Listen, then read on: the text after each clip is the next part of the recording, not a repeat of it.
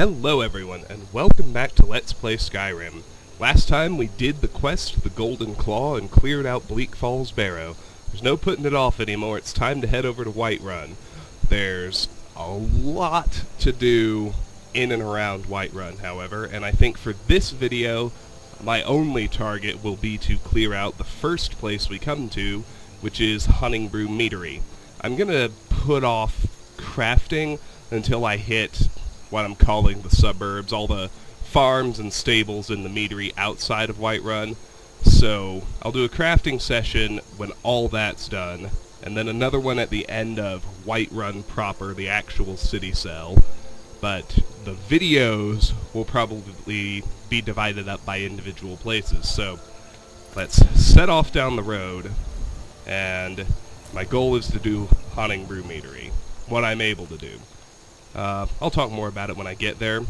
Honningbrew is quest-related, so we'll be limited in our access to it until we come there during the Thieves Guild line, but I'd rather go ahead and do what I can. There was a thistle branch, there's a Mora Tapanella, and down there I see a deer or an elk, I'm not sure which it is. By the way, I think I mentioned last time, Persuasion. 5 tiers, very easy, easy, average, hard, and very hard.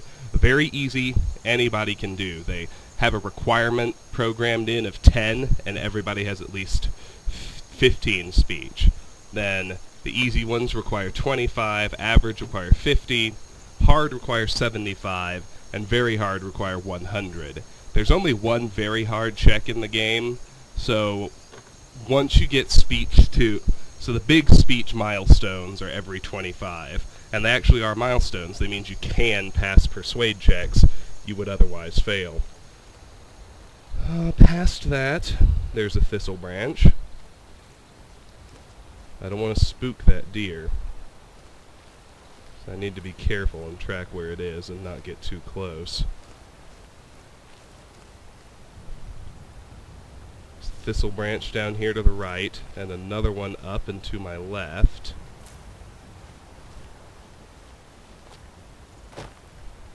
There he is. You can just see his rack poking out over the bush. That should have been a sneak attack, and I don't know why it wasn't. Let's back up and try a different angle. That always seems to help.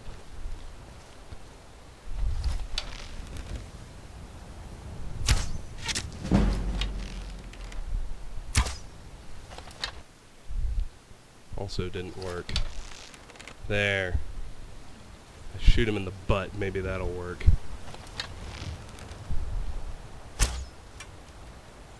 Goodness gracious.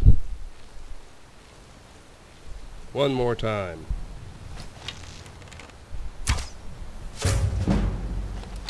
Well, we got the sneak attack.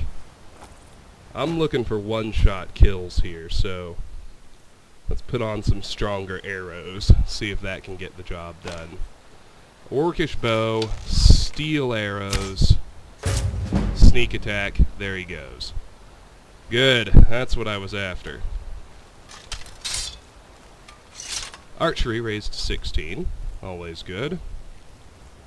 Let's get the thistle here on the left. Up here on the right, we have another thistle and a Mora Tapanella. And now we can collect the spoils of our deer hunt. We got a deer hide, large antlers, and venison. It's good, we need all of that. I need 7 more deer hide and 17 more large antlers. Oh, there we go.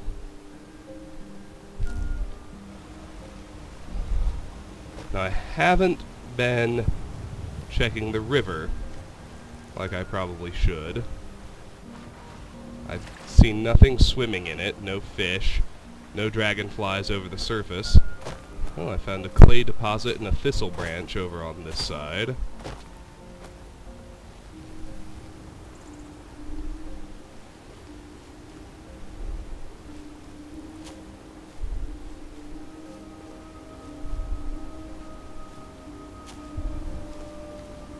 More tapenella on that stump. And there's usually some kind of critter over here. A wolf or a saber cat, depending on my level. I'm gonna find it and kill it and then cross back over. And there's a blue mountain flower. Looks like just a wolf this time. That's fine. Killing him gives me the last wolf pelt I need. Good, I can stop collecting wolf pelts and start turning them into leather. Let's give him the treatment. Then I'm going to try doing it on the deer. I don't think it'll work, and I also don't think a sneak attack's a good idea. Maybe it is. A wolf might be able to take it. I know a skeever can't. Sneak to 55. Excellent.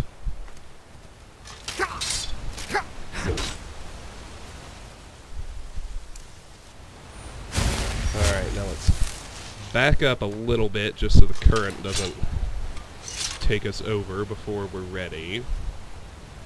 We'll cross back over.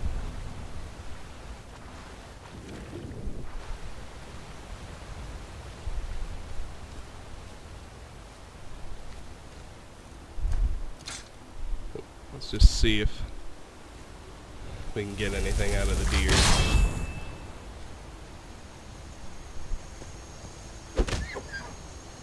Oh, I think it can even survive the sneak attack.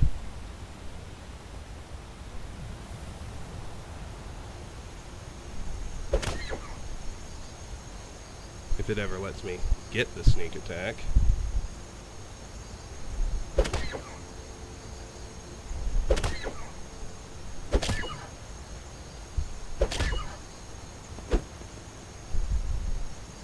It looks like I can't sneak attack it for whatever reason. I'm not sure if I got conjuration experience or not. Let me try one more time.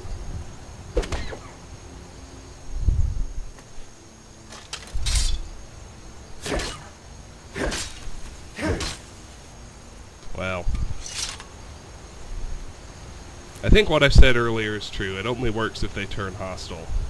So let's get the more tapenella off of that stump. This waterfall's too steep for jumping fish. Let's just go down a level. Something has spotted me. It's a wolf!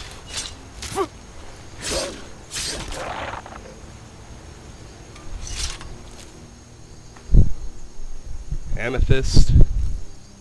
And a wolf pelt that doesn't need to stay a wolf pelt. That'll get turned into leather.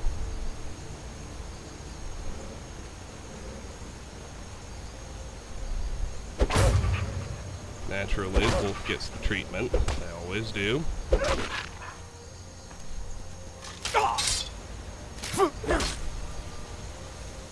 Down he goes, and he actually did a spot of damage. Okay. Now let's keep going. Looks like the wolf killed a rabbit. We can get the raw rabbit leg. Keep working our way down this road. Thistle branch over here to the left.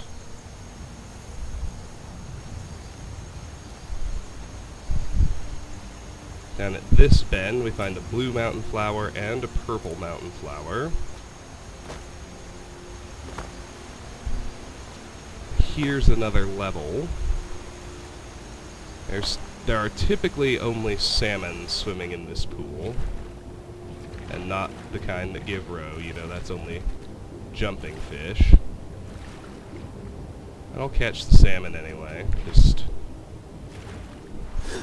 thorough is thorough, we want to get everything.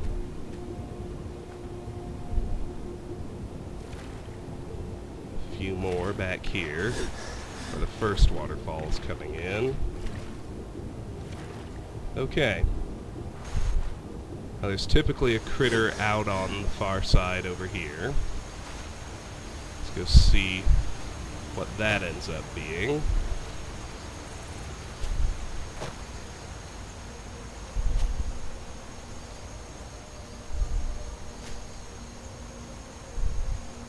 whatever it was, whatever it is, it spotted me. Ah, saber cat. First one.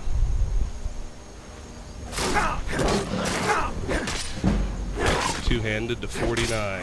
These guys are pretty strong as far as, well, they're incredibly strong when you consider they're only level 6. We got two-handed to 49. Let's take a moment to heal ourselves. He gave us an Eye of Saber Cat and a Saber Cat pelt. I already have all the Saber Cat pelts I need, so that'll turn into more leather, which is good. And because they're only level 6, they actually are susceptible to reanimation. Back on this landing we can find a lavender, and I think that's it. Let's raise him up and give him the usual treatment. Yeah, we can definitely aggravate him with the great sword. Conjuration of 55. And we hit level 21. Pretty cool. Still just gonna hoard that perk. Put the point in health. Now you have no doubt spotted the jumping fish here. This will be somewhat easier given that we aren't over-encumbered like we were the first time we tried this. But this is a multi-level waterfall and there are fish jumping at all levels of it, so just need to watch for a minute and try to find spots close to them. There's two. Looks like I can probably stand on this rock. I know I saw one right around here. There's three. Let's hop back out and get our bearings. I remember there being at least 8 in there. Saw another one. Think I can reach him without swimming. Maybe not quite. Got it. That's 4.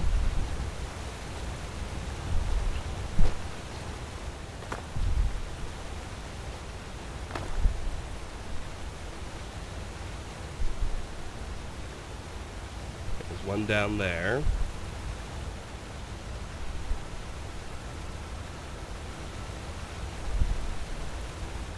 I guess I should just get down there.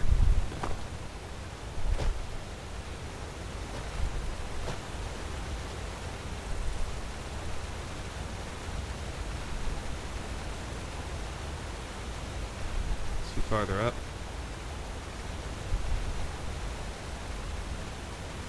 Up and out. Alright, that one it looks like I'm just gonna have to swim for. Got it. That's 5.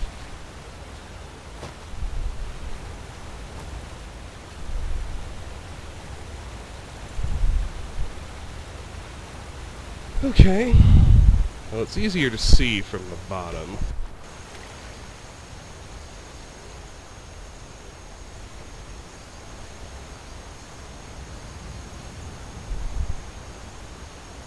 I don't see any. I think I got them all.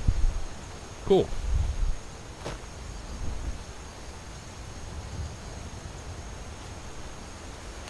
I think I see a plant on the far side. And I hear a bear of some sort. Could be a normal bear or a cave bear, I don't know.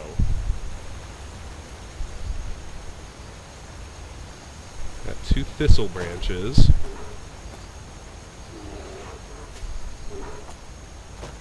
This is where I killed the saber cat. Where's that bear? Is he down another level? There he is. Still can't tell if it's a cave bear or a normal bear. But I found a purple mountain flower. Regular bear. That's good.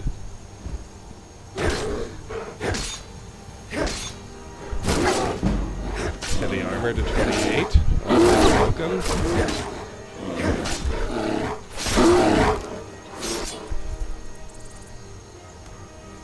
Grab some bear claws. And a bear pelt. That's important. I need 14 more bear pelts.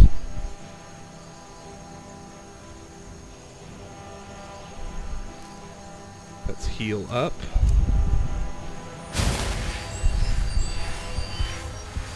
And I think bears are only level 6, so I think he's susceptible to reanimation.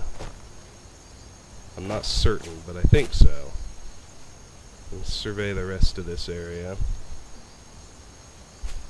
And it looks like that really is it. Oh, what do you know? I was gonna miss that. Glad I found it. Nope, bear is too powerful for raised zombie. Well, fair enough, so he doesn't get the treatment. That's fine. Let's hop back to the right side of the river. And indeed, back up to where we first left the road. And keep working our way down.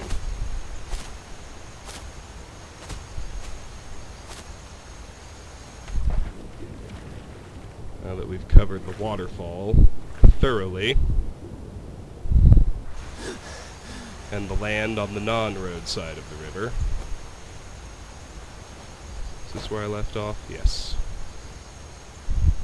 Alright, now let's see what's on the road.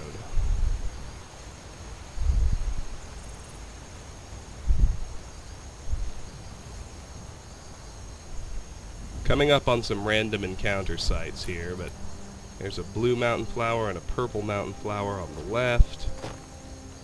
I need to be a bit more careful, make sure I don't miss anything over here on the right. There's another big patch of land here that the road just kind of loops around. There's a Mora Tapanella there. And we're coming up on a potential random encounter spawn site along the road down toward Whiterun. I'll be keeping my eyes peeled for that, just in case something shows up. But it might not. Sometimes you can pass through a spawn point and nothing will happen. Up here to the right, another Mora Tapanella. See a purple mountain flower here on the right. Oh, I saw another one. There it is. Another purple mountain flower here on the left. We'll just keep on going down. See, we're getting close to a building now. That's Honningbrew Meadery.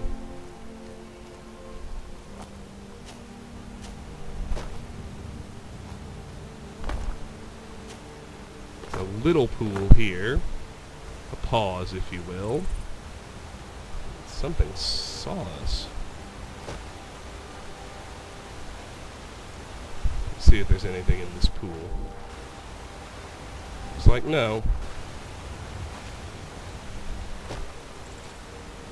No ground to stand on over there.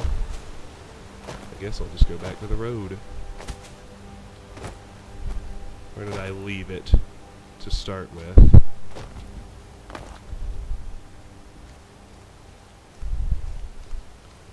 Down here, I guess.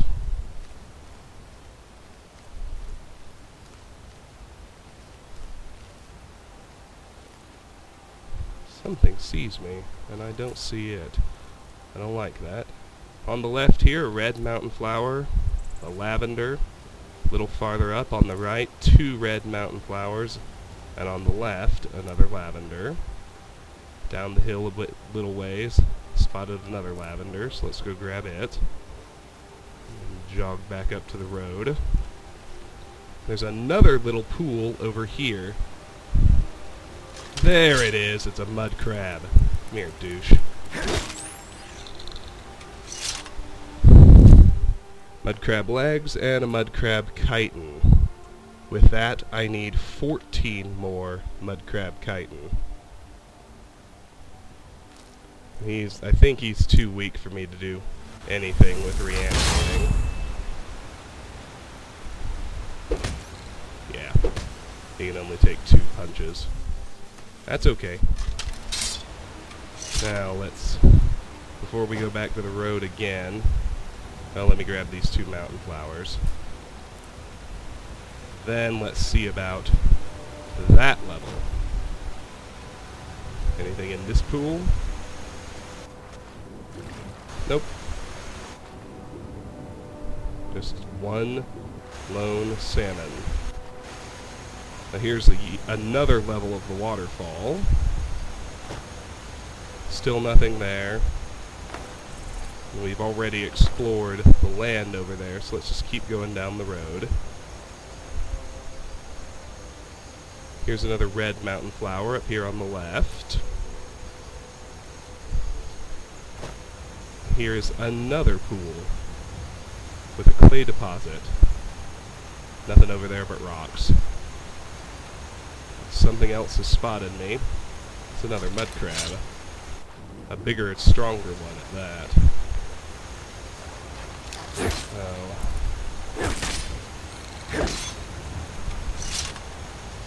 It's going to be tough to deal with since he died in the water. But there's another chitin, so I need 13 more. Let's see if we can grab the body. So I would like to reanimate it.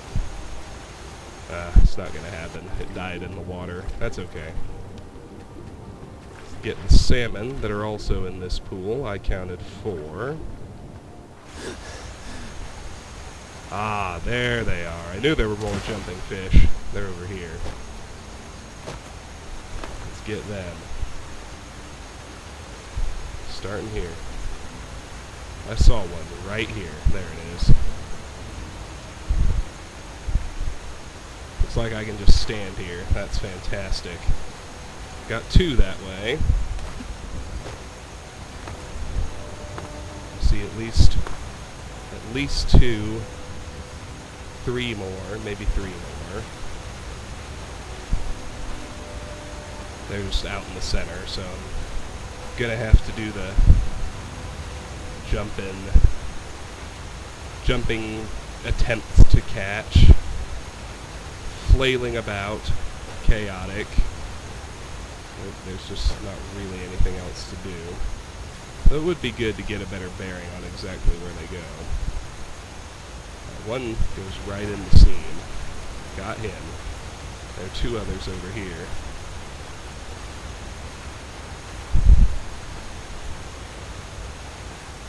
I think I got one of them. I did. We're down to 1. Nope, I didn't. Still 2. My mistake.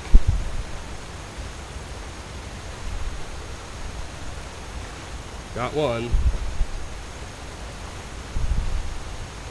See if we can't get the other.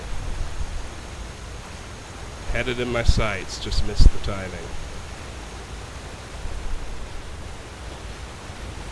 Happened again. It's alright, it's alright. It's a process. Missed the fish, but sneak went to 56. That's something.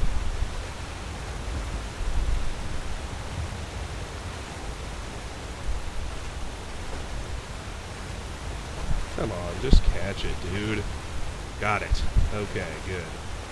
Now let's hop off and see if there are more. Yes, there are. Getting salmon roe is a pain in the butt, but it's totally worthwhile.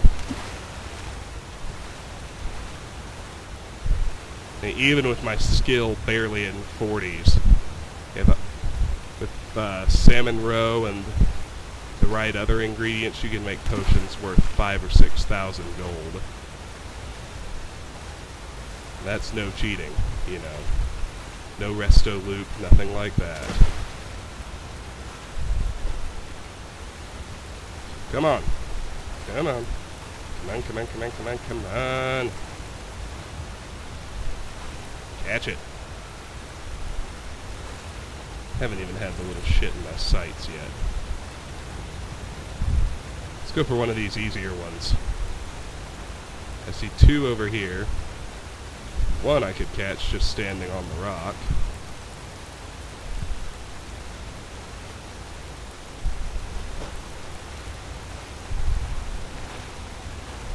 Got the other one. Got the one I'd been jumping for. There's just one left over here. Looks that way.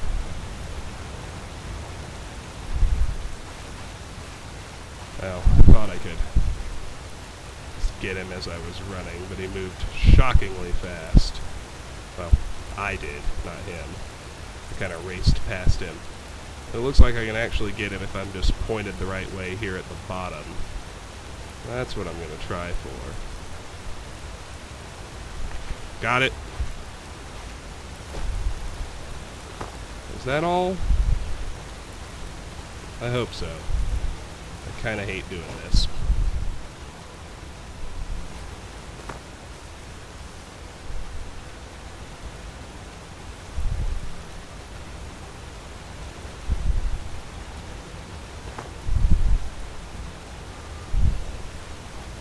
Okay.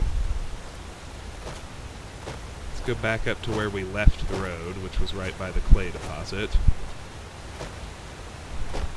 Alright, let's head farther down. Now, a note about guards and pickpocketing. They all eventually respawn, meaning they get their gear back, so cleaning them out is kind of pointless unless they're carrying something you actually need. So I'll just check. Lots of plants to gather around here. And all around this intersection.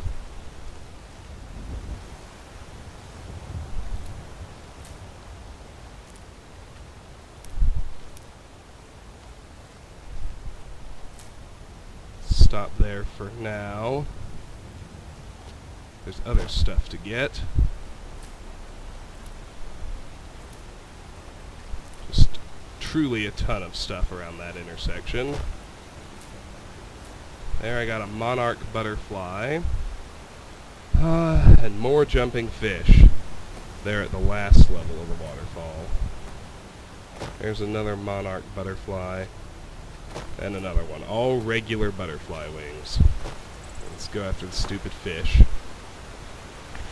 There's one.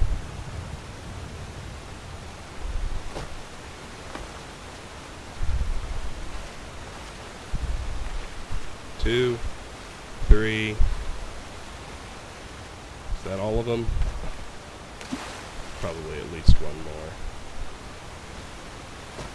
We have to get out to see. Two more. I count two more. One on each side. I only got that one. Didn't even have to swim. I like it that way. I like not having to swim for it. Didn't have to swim for that one either. Good. Well, one other noteworthy thing. Just pop under this bridge right quick.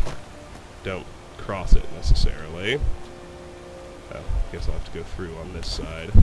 That's fine. Something's attacking. A Nernroot. Let me see.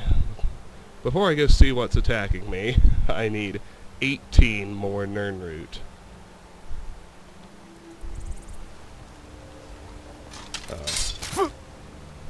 Really? Some help you are, Whiterun guard.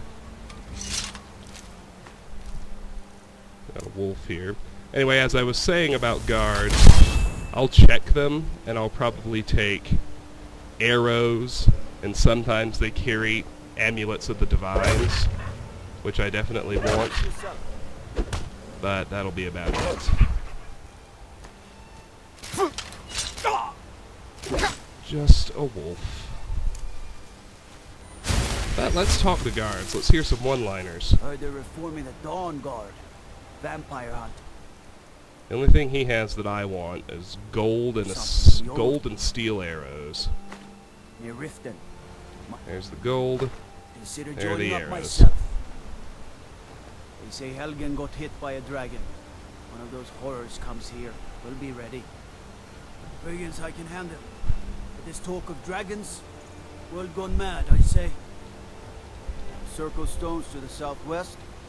That's Sekunda's kiss. The giants hold it sacred, so tread carefully. Staying out of trouble, kinsman. I know your kind. Always sneaking about. Hands to yourself, sneak thief. Thinking of settling in? There's a house for sale. Breeze home. You should talk to the steward up in the keep if you're interested. Aye, now that's some fine armor. Good old-fashioned steel. You should talk to the Jarl up in Dragon's Reach. Lend any aid you can. Disrespect the law and you disrespect here in the city and not out in Riverwood. These poor sods don't even have a wall. See what he's got. Same thing. By the wood of the Jarl. I'm only interested in his gold and his steel arrows. It's to yourself. I mostly deal with petty thievery and drunken brawls. Been too long since we've had a good bandit raid. They all have the same dialogue Staying pool. safe, I hope. I'm just trying to hear everything they I say. find your hand in my pocket. I'm going to cut it off. You look tired, friend. The bannered mare has bets for Rem. If you need potions, you should try Arcadia's cauldron. Careful if you cross the river to the east. Old Hajvar Iron Hand and his brigands are holed up in that cave. White River Watch. Need supplies? See Bellathor at his store. Sleazy little man, but he has good stock. Let me guess. Stole your sweet roll. Trouble? What is it? What is it? Okay, he started repeating himself. You can see we're at another crossroads here. That big walled city to the left with the keep at the top is Whiterun. And you can see there's a lot of stuff outside the wall. If we turn right, we can go to Iverstead, Winterhold, Riften, or Windhelm. Left to Solitude and Whiterun. Let's break left. Get another few plants here in front of the Meadery. And there we have discovered Honningbrew Meadery. We're going to explore it, and because that'll actually take a while, I think that'll end up being a video. Let's get these other plants. Lavender, red mountain flower, purple mountain flower, another red, Thinking of settling in? There's a Haven't seen this guy. He's got Breeze steel home. arrows. You should talk to Ours the now. steward up in the keep if you're interested. Tundra cotton, purple mountain flower, red mountain flower. I don't want to wander up and trigger that scripted companion battle yet, so I think that's as far as I'm going to go. First, let's loop around the back of the building. Just because I know there are a couple of goodies here. Yes, 2 lavenders.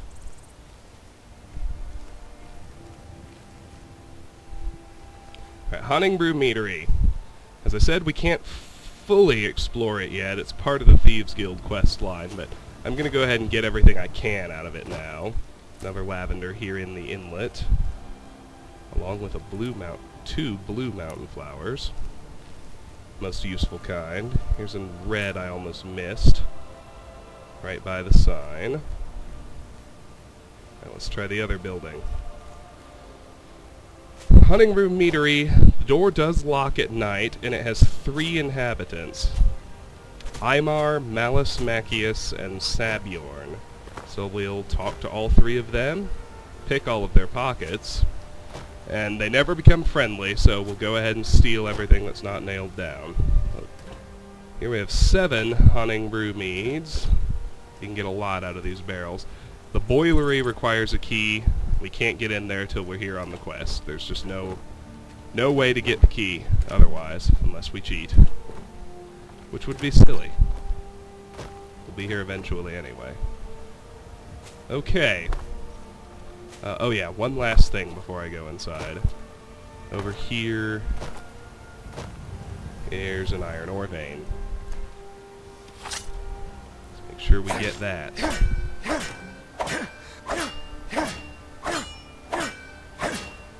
Alright.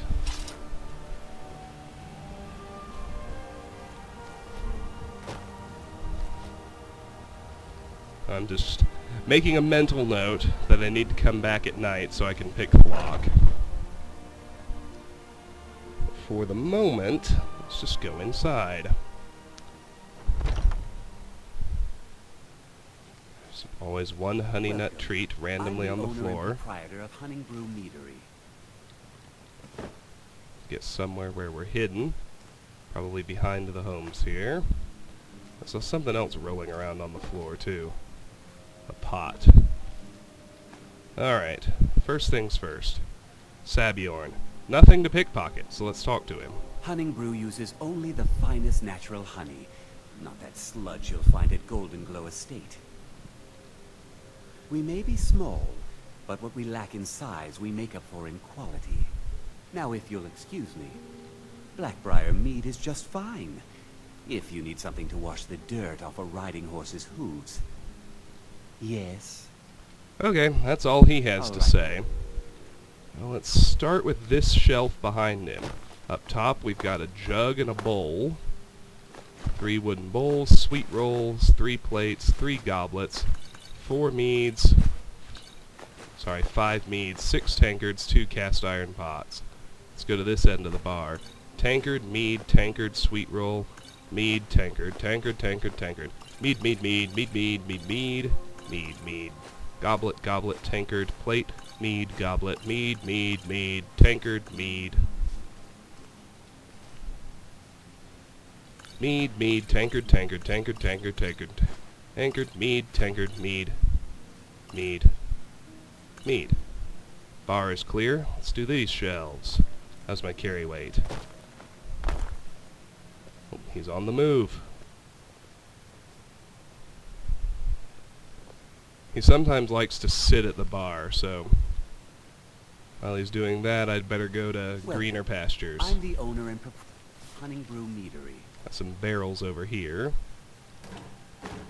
Let's clear them out. They're all loaded with mead. Jug, plate, and mead. Goblet, treat, plate, mead, mead, goblet, cheese, plate. Over here we've got bowl of apples, inside this end table, cast iron pot and gold. On this table, goblet, jug, goblet, bowl of honey nut treats. On this table, more clutter and food. On this one, excuse me, more of the same. Alright, let's peek at... Before we do that, because there are books to read, let's just check on You the need others. to sample some of the Aymar has nothing to pickpocket. finest mead in Skyrim. You're in the right place.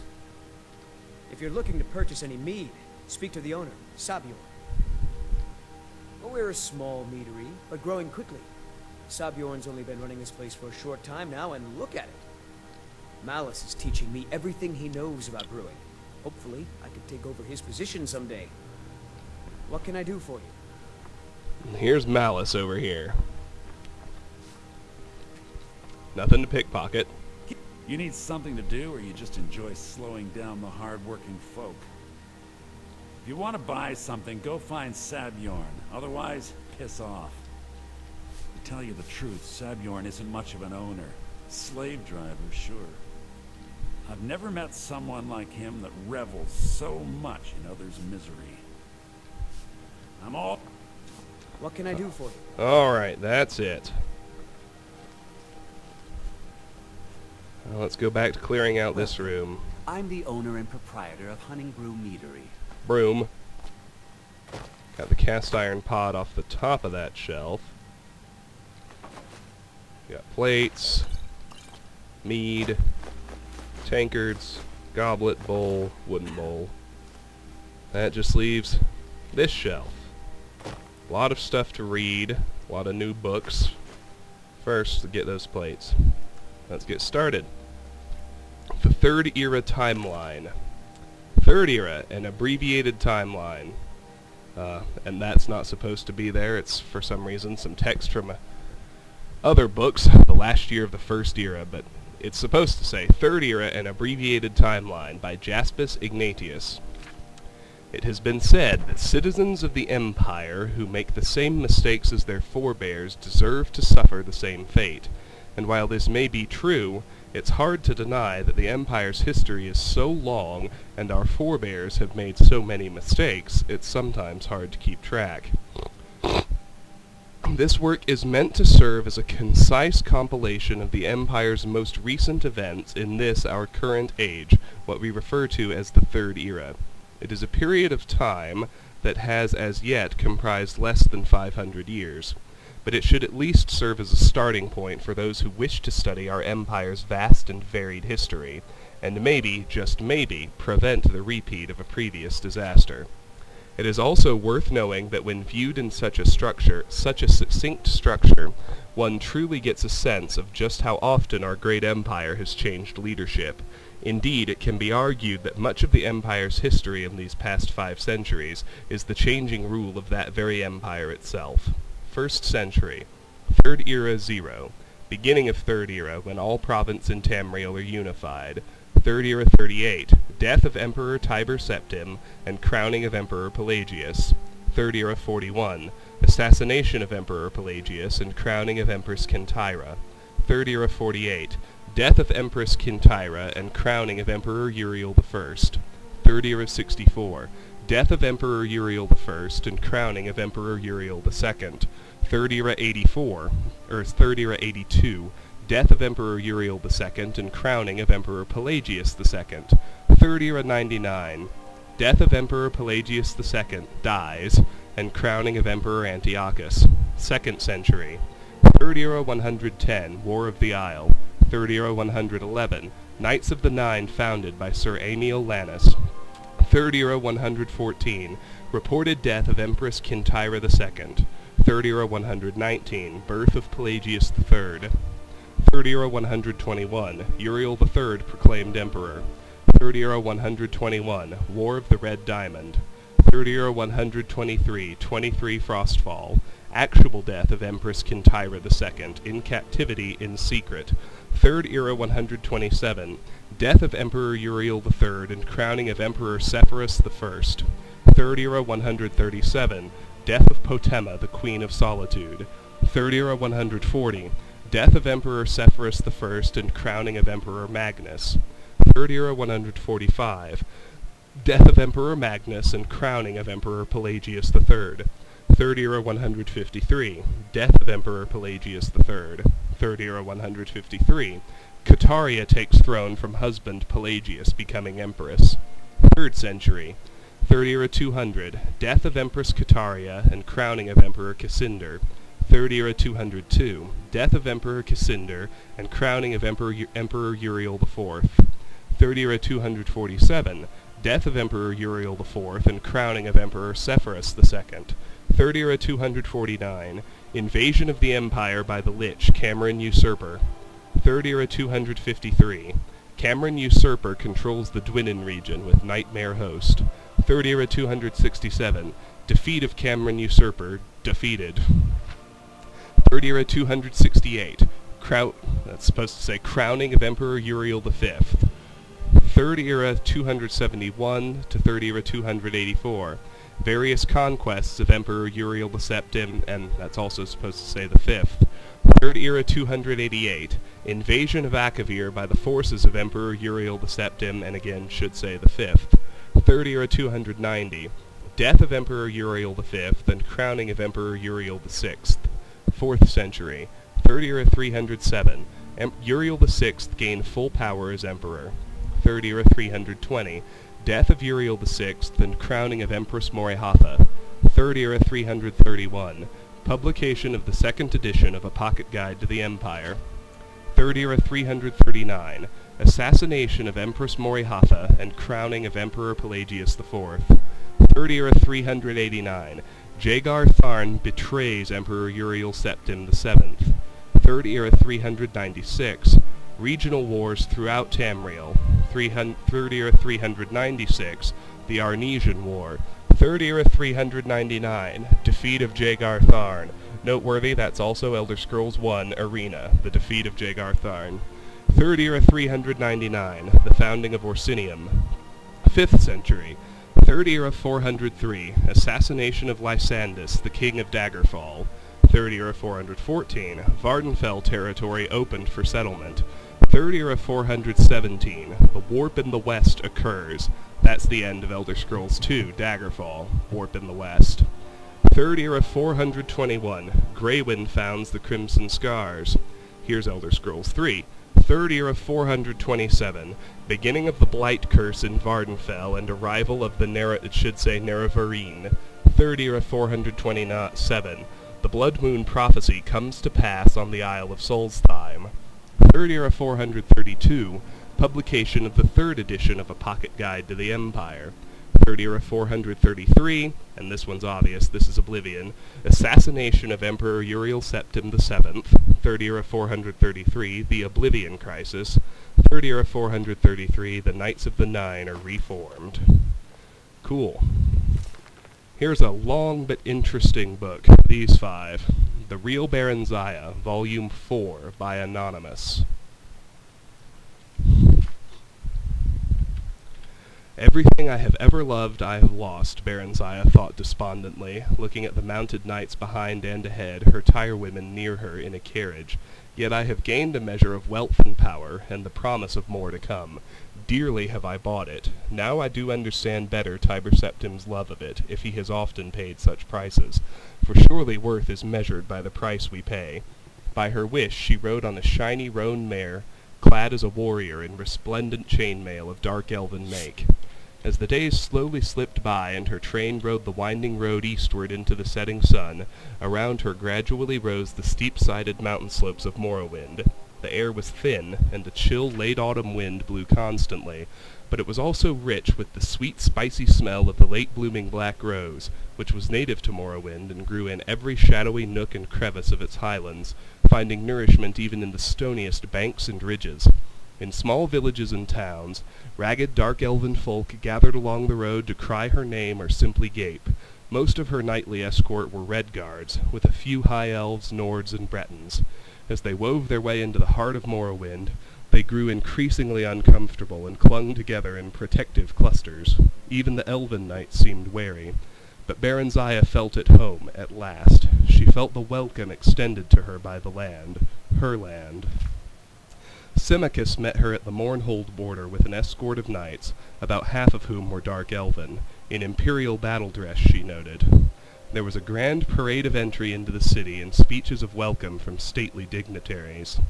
"I've had the Queen's suite refurbished for you," the general told her later when they reached the palace, "but you may change anything not to your taste, of course." He went on about the details of the coronation, which was to be held in a week. He was his old commanding self, but she sensed something else as well. He was eager for her approval of the arrangements, was in fact fishing for it. That was new. He had never required her commendation before. He asked her nothing about her stay in the imperial city or of her affair with Tiber Septim, although Baron Zaya was certain Dreliane had told him or earlier written him everything in detail.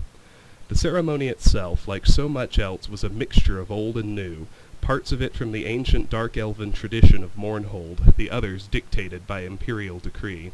She was sworn to the service of the Empire and Tiber Septim, as well as to the land of Mournhold and its people. She accepted oaths of fealty and allegiance from the people, the nobility, and the council. This last was composed of a blend of imperial emissaries, advisors they were called, and native representatives of the Mournhold people, who were mostly elders in accordance with elven custom. Baron Zaya later found that much of her time was occupied in attempting to reconcile these two factions and their cronies. The elders were expected to do most of the conciliating, in light of reforms introduced by the Empire pertaining to land ownership and surface farming, but most of these went clean against dark elven observances. Tiber Septim, in the name of the One, had ordained a new tradition, and apparently even the gods and goddesses themselves were expected to obey. The new queen threw herself into her work and her studies. She was through with love and men for a long, long time, if not forever. There were other pleasures, she discovered, as Symmachus had promised her long ago, those of the mind and those of power. She developed, surprisingly, for she had always rebelled against her tutors at the imperial city, a deep love for dark elven history and mythology, a hunger to know more fully the people from whom she had sprung. She was gratified to learn that they had been proud warriors and skilled craftsmen and cunning mages since time immemorial. Tiber Septim lived for another half-century, during which she saw him on several occasions as she was bidden to the imperial city on one reason of state or another. He greeted her with warmth during these visits, and they even had long talks together about events in the Empire when opportunity would permit. He seemed to have quite forgotten that there had ever been anything between them more than easy friendship and a profound political alliance. He changed little as the years passed. Rumor had it that his mages had developed spells to extend his vitality, and that even the one had granted him immortality. Then one day a messenger came with the news that Tiber Septim was dead, and his grandson Pelagius was now emperor in his place. They had heard the news in private, she and Symmachus. The sometime imperial general, and now her trusted prime minister, took it stoically, as he took most everything. "Somehow it doesn't seem possible," Baronziah said. "I told you, it's the way of humans. They are a short-lived people. It doesn't really matter. His power lives on, and his son now wields it. You called him your friend once. Do you feel nothing? No grief?"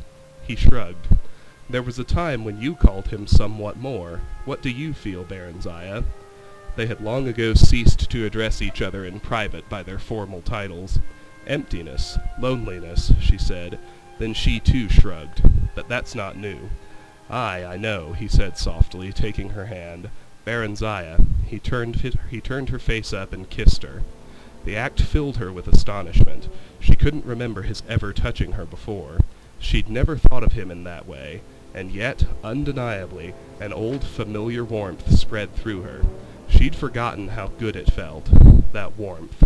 Not the scorching heat she'd felt with Tiber Septim, but the comforting, robust ardor she somehow associated with Straw. Poor Straw. She hadn't thought of him in so long. He'd be middle-aged now if he were still alive, probably with a dozen children she thought affectionately, and a hearty wife who hopefully could talk for two. "Marry me, Baronziah," Symmachus was saying. He seemed to have picked up her thoughts on marriage, children, wives. "I've worked and toiled and waited long enough, haven't I?" Marriage, a peasant with peasant dreams. The thought appeared in her mind, clear and unbidden. Hadn't she used those very same words to describe Straw so very long ago? And yet why not? If not Symmachus, who else? Many of the great noble families of Morrowind had been wiped out in Tiber Septim's great war of unification before the treaty. Dark Elven rule had been restored, it was true, but not the old, not the true nobility. Most of them were upstarts like Symmachus, and not even half as good or deserving as he was. He had fought to keep Mournhold whole and hale, when their so-called counselors would have picked at its bones, sucked them dry as Ebonheart had been sucked dry. He'd fought for Mournhold, fought for her, while she and the kingdom grew and thrived. She felt a sudden rush of gratitude, and, undeniably, affection. He was steady and reliable, and he'd served her well, and loved her well.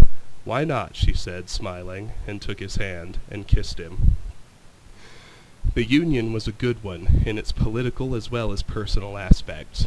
While Tiber Septim's grandson, the Emperor Pelagius I, viewed her with a jaundiced eye, his trust in his father's old friend was absolute.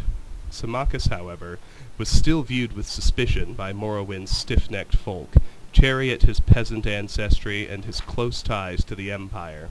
But the Queen was quite unshakably popular. "The Lady Baronziah's one of our own," it was whispered, "held captive as we."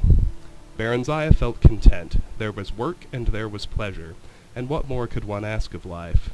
The years passed swiftly, with crises to be dealt with, and storms and famines and failures to be weathered, and plots to be foiled, and conspirators to be executed. Mournhold prospered steadily.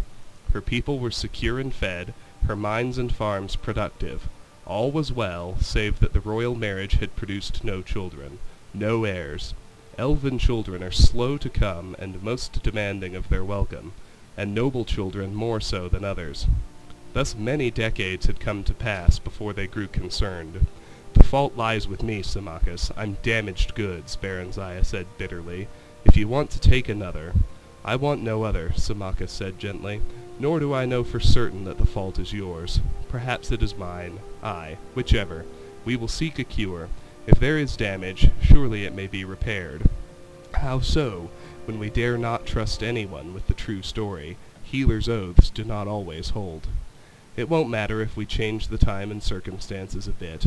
Whatever we say or fail to say, Jeffrey the storyteller never rests. The god's inventive mind and quick tongue are ever busy spreading gossip and rumor. Priests and healers and mages came and went, but all their prayers, potions, and philters produced not even a promise of bloom, let alone a single fruit. Eventually they thrust it from their minds and left it in the god's hands. They were yet young, as elves went, with centuries ahead of them. There was time. With elves there was always time. Baranziah sat at dinner in the great hall, pushing food about on a plate, feeling bored and restless. Symmachus was away, having been summoned to the imperial city by Tiber Septim's great-great-grandson Uriel Septim. Or was it his great-great-great-grandson? She'd lost count, she realized. Their faces seemed to blur one into the next.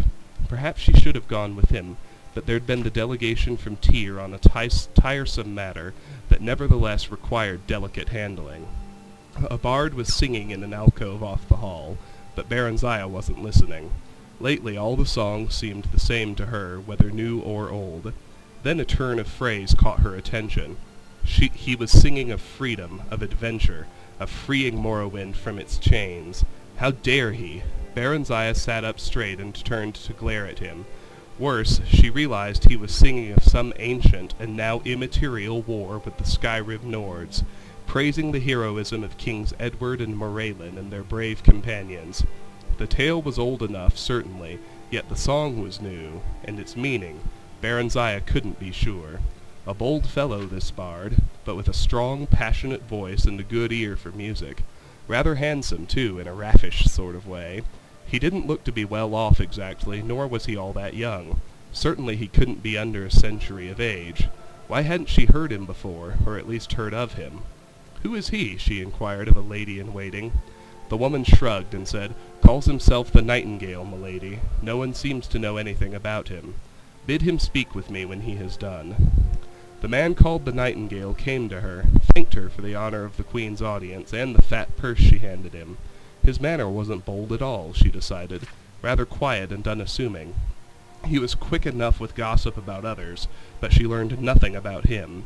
He turned all questions away with a joking riposte or a ribald tale, yet these were recounted so charmingly it was impossible to take offense.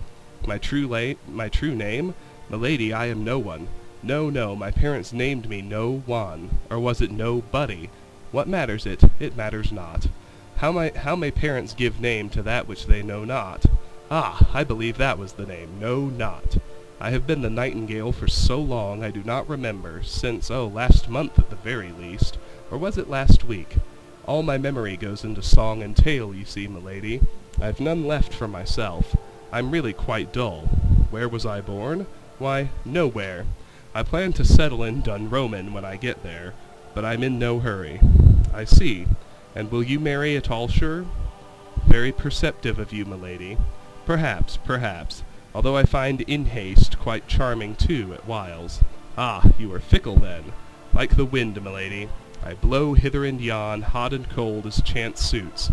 Chance is my suit, naught else wears well on me. Baranziah smiled. Stay with us a while then, if you will, milord erratic. As you wish, milady bright. After that brief exchange, Baranziah found her interest in life somehow rekindled. All that had seemed stale became fresh and new again. She greeted each day with zest, looking forward to conversation with the Nightingale and the gift of his song. Unlike other bards, he never sang her praises, nor other women's, but only of high adventure and bold deeds. When she asked him about this, he said, "What greater praise of your beauty could you ask, milady, than that which your own mirror gives you? And if words you would have, you have those of the greatest, of those greater than my callow self. How should I vie with them, I who was born but a week gone by?" For once, they were speaking privately. The Queen, unable to sleep, had summoned him to her chamber that his music might soothe her. "You are lazy and a coward, Sarah, else I hold no charm for you. Milady, to praise you, I must know you. I can never know you. You are wrapped in enigma, in clouds of enchantment. Nay, not so. Your words are what weave enchantment, your words and your eyes. and your body. Know me if you will. Know me if you dare." He came to her then. They lay close. They kissed. They embraced. "Not even Baronziah truly knows Baronziah," he whispered softly, "so how may I? Milady, you seek and know it not, nor yet for what. What would you have that you have not?" "Passion," she answered back. "Passion, and children born of it. And for your children what? What birthright might be theirs?" "Freedom," she said. "The freedom to be what they would be. Tell me, you who seem wisest to these eyes and ears, and the soul that knits them, where may I find these things? One lies beside you, the other beneath you. But would you dare stretch out your hand, that you might take what could be yours and your children's? Symmachus. In my person lies the answer to part of what you seek. The other lies hidden below us in these your very kingdom's mines, that which will grant us the power to fulfill and achieve our dreams, that which Edward and Morelin between them used to free High Rock and their spirits from the hateful domination of the Nords. If it be properly used, milady, none may stand against it, not even the power the Emperor controls. Freedom, you say? Baronziah, freedom it gives from the chains that bind you. Think on it, milady." He kissed her again, softly, and withdrew. "You're not leaving," she cried out. Her body yearned for him. "For now," he said, "pleasures of the flesh are nothing beside what we might have together. I would have you think on what I have just said." "I don't need to think. What must we do? What preparations must be made?" "Why, none. The mines may not be entered freely, it is true, but with the Queen at my side, who will stand athwart? Once below, I can guide you to where this thing lies, and lift it from its resting place." Then the memory of her endless studies slid into place. "The horn of summoning," she whispered in awe. "Is it true? Could it be? How do you know? I've read that it's buried beneath the measureless caves of Daggerfall. Nay, long have I studied this matter. Ere his death, King Edward gave the horn for safe keeping into the hand of his old friend King Morelin. He in turn secreted it here in Mournhold under the guardianship of the god Ethan, whose birthplace and bailiwick this is. Now you know what it has cost me many a long year and weary mile to discover. But the god? What of Ethan? Trust me, milady heart, all will be well." Laughing softly, he blew her a last kiss and was gone. On the morrow they passed the guards at the great portals that led into the mines and further below. Under pretense of her customary tour of inspection, Baronziah, unattended but for the nightingale, ventured into cavern after subterranean cavern. Eventually they reached what looked like a forgotten sealed doorway, and upon entering found that it led to an ancient part of the workings, long abandoned. The going was treacherous, for some of the old shafts had collapsed, and they had to clear a passage through the rubble, or find a way around the more impassable piles. Vicious rats and huge spiders scurried here and there, sometimes even attacking them. But they proved no match for Baronziah's firebolt spells or the nightingale's quick dagger. "We've been gone too long," Baronziah said at length. "They'll be looking for us. What will I tell them?" "Whatever you please," the nightingale laughed. "You are the queen, aren't you? The Lord Symmachus. That peasant obeys whoever holds power. Always has, always will. We shall hold the power, milady love." His lips were sweetest wine, his touch both fire and ice. "Now," she said, "take me now. I'm ready." Her body seemed to hum, every nerve and muscle taut. "Not yet. Not here. Not like this." He waved around, indicating the aged, dusty debris and grim walls of rock. "Just a little while longer." Reluctantly, Baronziah nodded her assent. They resumed walking. "Here," he said at last, pausing before a blank barrier. "Here it lies." He scratched a rune in the dust, his other hand weaving a spell as he did so. The wall dissolved. It revealed an entrance to some ancient shrine. In the midst stood a statue of God, hammer in hand, poised above an adamantium anvil. "By my blood, Ethan," the nightingale cried, "I bid thee waken. Morelin's heir of Ebonhard am I, last of the royal line, sharer of thy blood. At Morrowind's last need, with all of Elvendom in dread peril of their selves and souls, release to me that guerdon which thou guard'st. Now I do bid thee, strike!" At his final words the statue glowed and quickened. The blank stone eyes shone a bright red. The massive head nodded, the hammer smote the anvil, and it split asunder with a thunderous crash, the stone god itself crumbling. Baranziah clapped her hands over her ears and crouched down, shaking terribly and moaning out loud. The nightingale strode forward boldly, and clasped the thing that lay among the ruins with a roar of ecstasy. He lifted it high. "Someone's coming!" Baranziah cried in alarm, then noticed for the first time what it was he was holding aloft. "Wait, that's not the horn. It's a staff." "Indeed, milady, you see truly at last." The nightingale laughed aloud. "I am sorry, milady sweet, but I must leave you now. Perhaps we shall meet again one day. Until then, Symmachus," he said to the mail-clad figure who had appeared behind them, "she is all yours. You may claim her back." "No!" Baranziah screamed. She sprang up and ran toward him, but he was gone, winked out of existence, just as Symmachus, claymore drawn, reached him.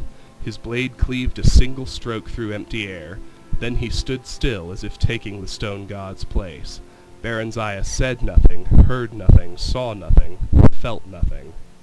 Symmachus told the half-dozen or so elves who had accompanied him that the nightingale and Queen Baranziah had lost their way and had been set upon by giant spiders, that the nightingale had lost his footing and fallen into a deep crevice which closed over him, that his body could not be recovered, that the queen had been badly shaken by the encounter, and deeply mourned the loss of her friend who had fallen in her defense. Such was Symmachus's presence and power of command that the slack-jawed knights, none of whom had caught more than a glimpse of what happened, were convinced that it was all exactly as he said. The queen was escorted back to the palace and taken to her chamber, whereupon she dismissed her servants in waiting. She sat still before her mirror for a long time, stunned, too distraught even to weep. Symmachus stood watching over her. "Do you have any idea at all what you have just done?" he said finally, flatly, coldly. "You should have told me," Baranziah whispered. "The Staff of Chaos. I never dreamed it lay here. He said... A mewling escaped her lips, and she doubled over in despair. "Oh, what have I done? What have I done? What happens now? What's to become of me? Of us? Did you love him?" "Yes, yes, yes, yes. Oh, my Symmachus, the gods have mercy on me, but I did love him. Did. But now, I don't know. I'm not sure. Symmachus's hard-lined face softened slightly, and his eyes glittered with new light, and he sighed. "Aye, that's something, then. You will become a mother yet if it's within my power. As for the rest, Baranziah, my dearest Baranziah, I expect you have loosed a storm upon the land. It'll be a while yet in the brewing, but when it comes we'll weather it together, as we always have." He came over to her then and stripped her of her clothing and carried her to the bed. Out of grief and longing her enfeebled body responded to his brawny one as it never had before, pouring forth all that the nightingale had wakened to life in her, and in so doing calming the restless ghosts of all he had destroyed. She was empty and emptied, and then she was filled, for a child was planted and grew within her. As her son flourished in the womb, so did her feeling toward patient, faithful, devoted Symmachus, which had been rooted in long friendship and unbroken affection, and which now, at last, ripened into the fullness of true love. 8 years later they were again blessed, this time with a daughter. Directly after the nightingale's theft of the Staff of Chaos, Symmachus had sent urgent secret communiques to Uriel Septim. He had not gone himself as he would normally have, choosing instead to stay with Baranziah during her fertile period to father a son upon her. For this, and for the theft, he suffered Uriel Septim's temporary disfavor and unjust suspicion. Spies were sent in search of the thief, but the nightingale seemed to have vanished whence he had come, wherever that was. "Dark elf in part, perhaps," said Baranziah, "but part human too, I think, in disguise, else would I not have come so quickly to fertility. Part dark elf for sure, and of ancient Ra'athim lineage at that, else he would not have been able to free the staff," Symmachus reasoned. He turned to peer at her fixedly. "I don't think he would have lain with you. As an elf he did not dare, for then he would not have been able to part from you." He smiled. Then he turned serious once more. "Aye, he knew the staff lay there, not the horn, and that he must teleport to safety. The staff is not a weapon that would have seen him clear, unlike the horn. Praise the gods, at least, that he does not have that. It seems all was as he expected, but how did he know? I placed the staff there myself, with the aid of the rag-tail end of the Ra-Athene clan, who now sits in Castle Ebenhard as a reward. Tiber Septim claimed the horn, but left the staff for safekeeping. Aye, now the Nightingale can use the staff to sow seeds of strife and dissension wherever he goes if he wishes. Yet that alone will not grant him power. That lies with the horn and the ability to use it. I'm not so sure it's power the Nightingale seeks, Baronziah said. All seek power, Symmachus said, each in our own way. Not I, she answered. I, my lord, have found that for which I sought. Another book. Yeah, I told you that was a long one. The Cake and the Diamond. By Athen Wendell. I was in the Rat and the Pot, a foreigner corner club in Aldrune, talking to my fellow rats when I first saw the woman. Now, Breton women are fairly common in the Rat and the Pot. As a breed, they seem inclined to wander far from their perches in High Rock. Old Breton women, however, are not so migratory, and the wizened old biddy drew attention to herself, wandering about the room, talking to everyone.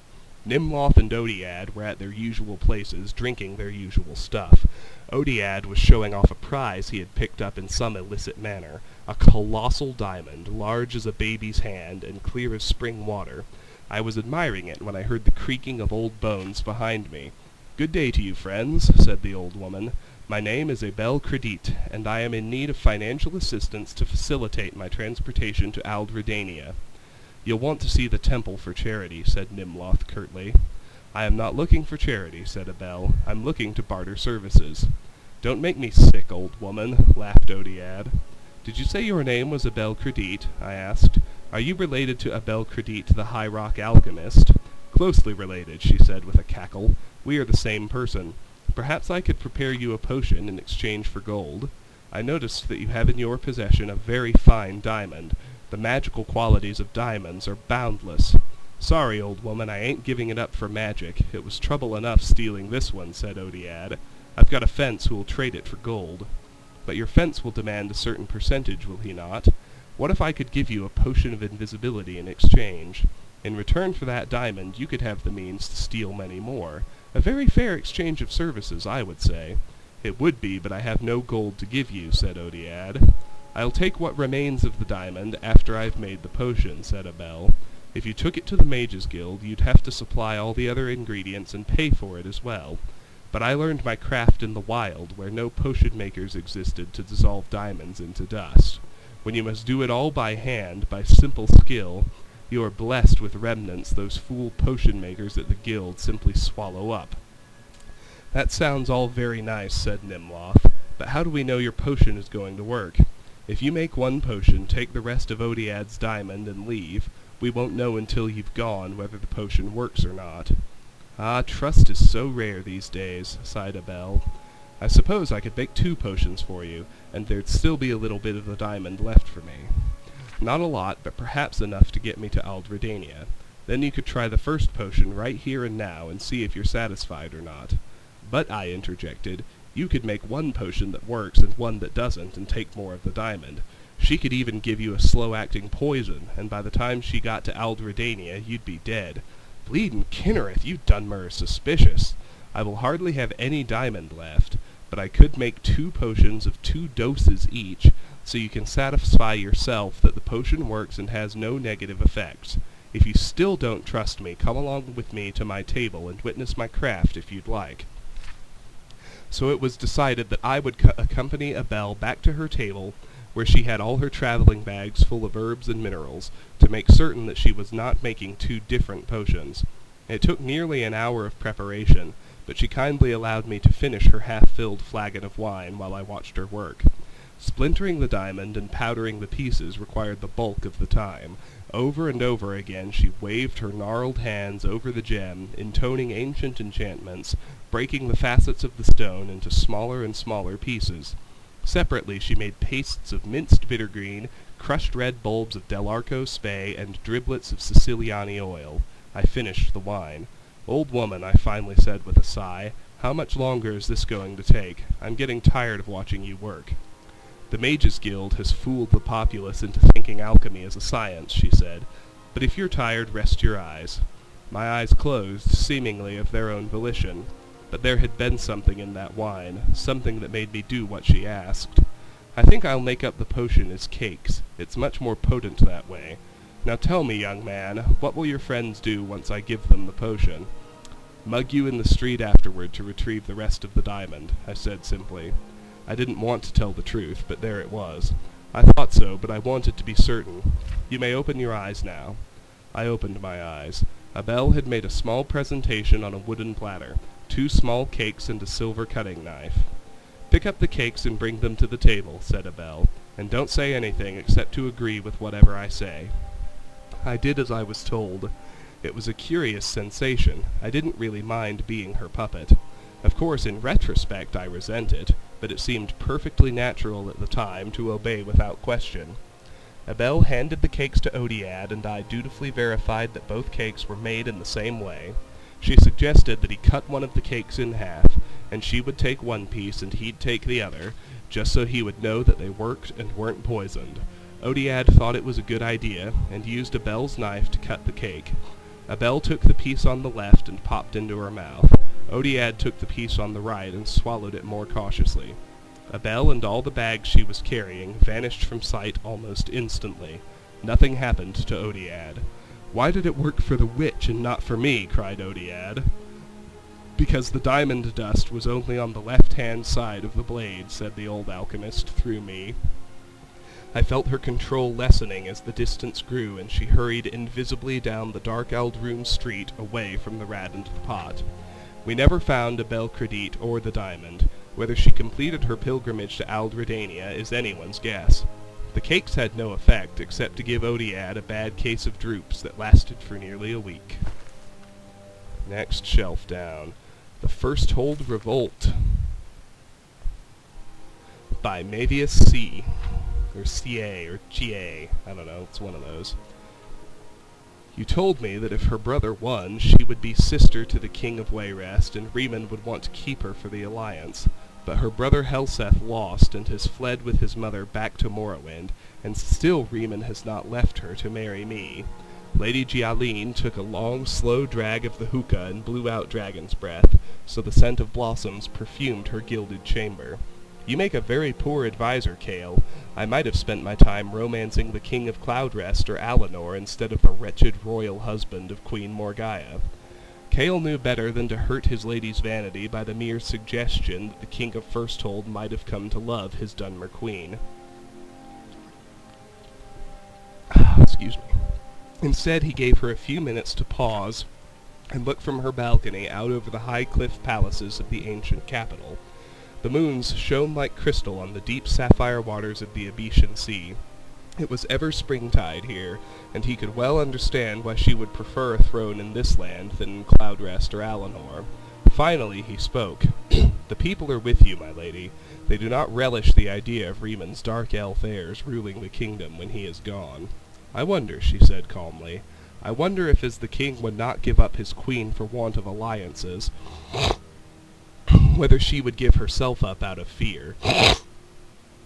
Excuse me. Of all the people of Firsthold, who most dislikes the Dunmer influence on the court?"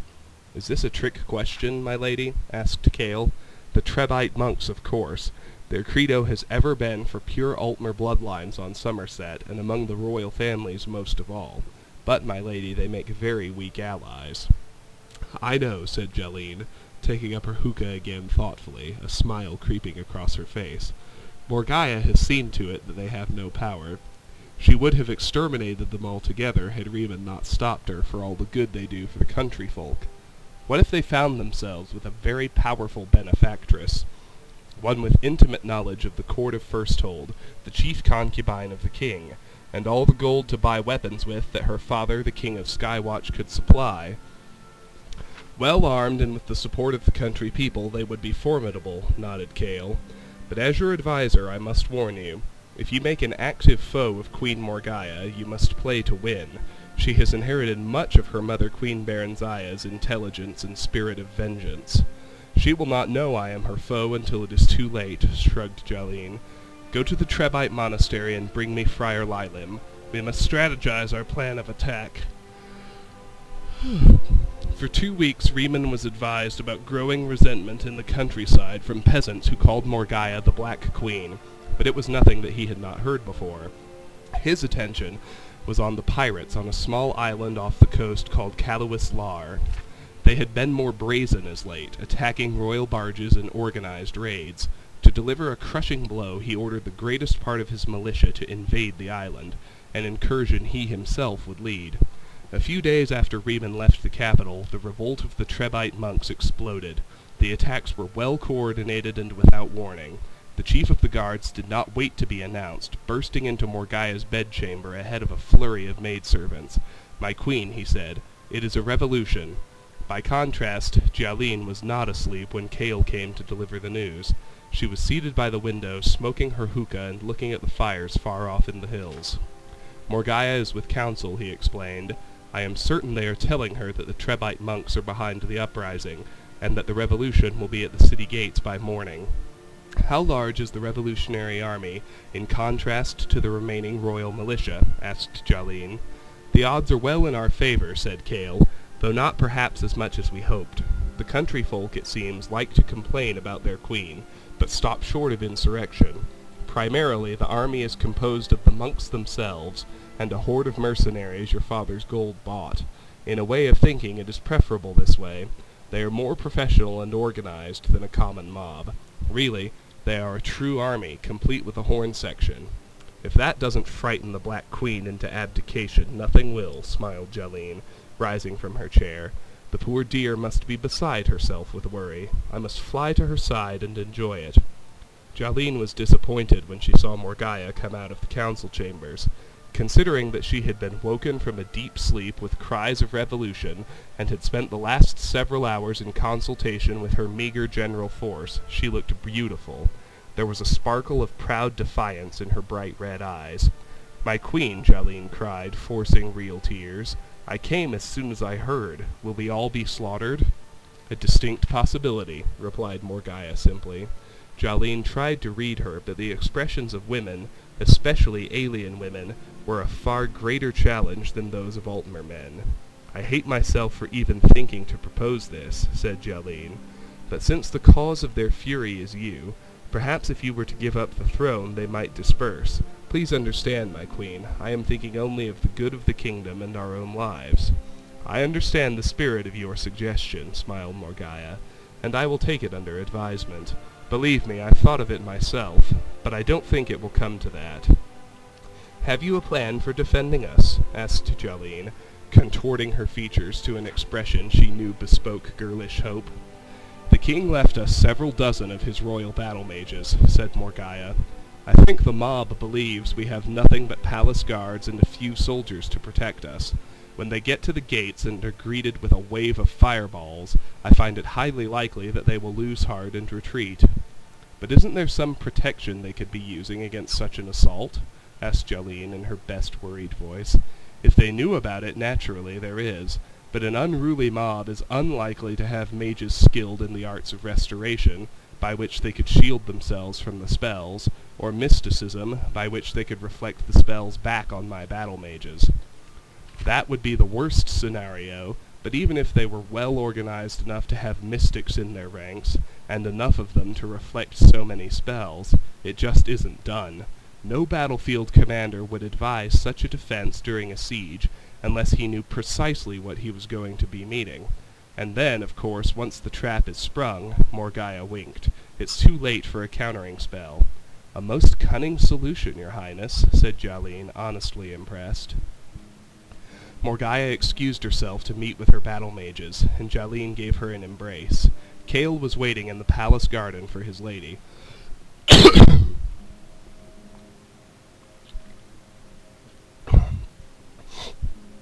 "Are there mystics among the mercenaries?" she asked quickly. "Several, in fact," replied Kale, bewildered by her query. "Largely rejects from the Sigic order, but they know enough to cast the regular spells of the school." You must sneak out the city gates and tell Friar Lylin to have them cast reflection spells on all the front line before they attack," said Jalin.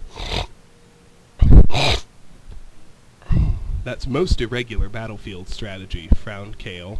"I know it is, fool. That's what Morgaya is counting on. There's a gang of battle mages who are going to be waiting on the battlements to greet our army with a barrage of fireballs." "Battle mages? I would have thought that King Riemann would have brought them with him to fight the pirates." "You would have thought that," laughed Jalin. "But then we would be defeated. Now go." Friar Lylin agreed with Kale that it was a bizarre, unheard-of way to begin a battle, casting reflection spells on all one's troops. It went against every tradition, and as a Trebite monk he valued tradition above every other virtue. There was little other choice, though, given the intelligence. He had few enough healers in the army as it were, and their energies could not be wasted casting resistance spells. At dawn's light the rebel army was in sight of the gleaming spires of Firsthold. Friar Lylin gathered together every soldier who knew even the rudimentary secrets of mysticism, who knew how to tap into the elementary conundrums and knots of the energies of magicka. Though few were masters of the art, their combined force was powerful to behold. A great surge of entangling power washed over the army, crackling, hissing, and infusing all with their ghostly force. When they arrived at the gates, every soldier, even the least imaginative, knew that no spell would touch him for a long time.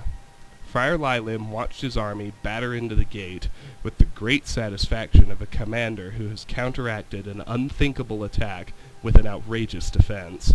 The smile quickly faded from his face. They were met at the battlements not by mages, but by common archers of the palace guard. As the flaming arrows fell upon the siegers like a red rain, the healers ran in to help the wounded. Their healing spells reflected off the dying men, one after the other.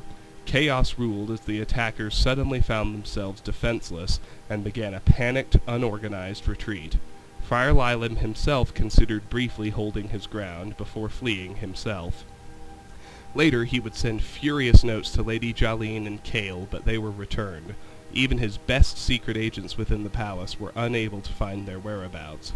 Neither had, as it turns out, much previous experience with torture, and they soon confessed their treachery to the king's satisfaction.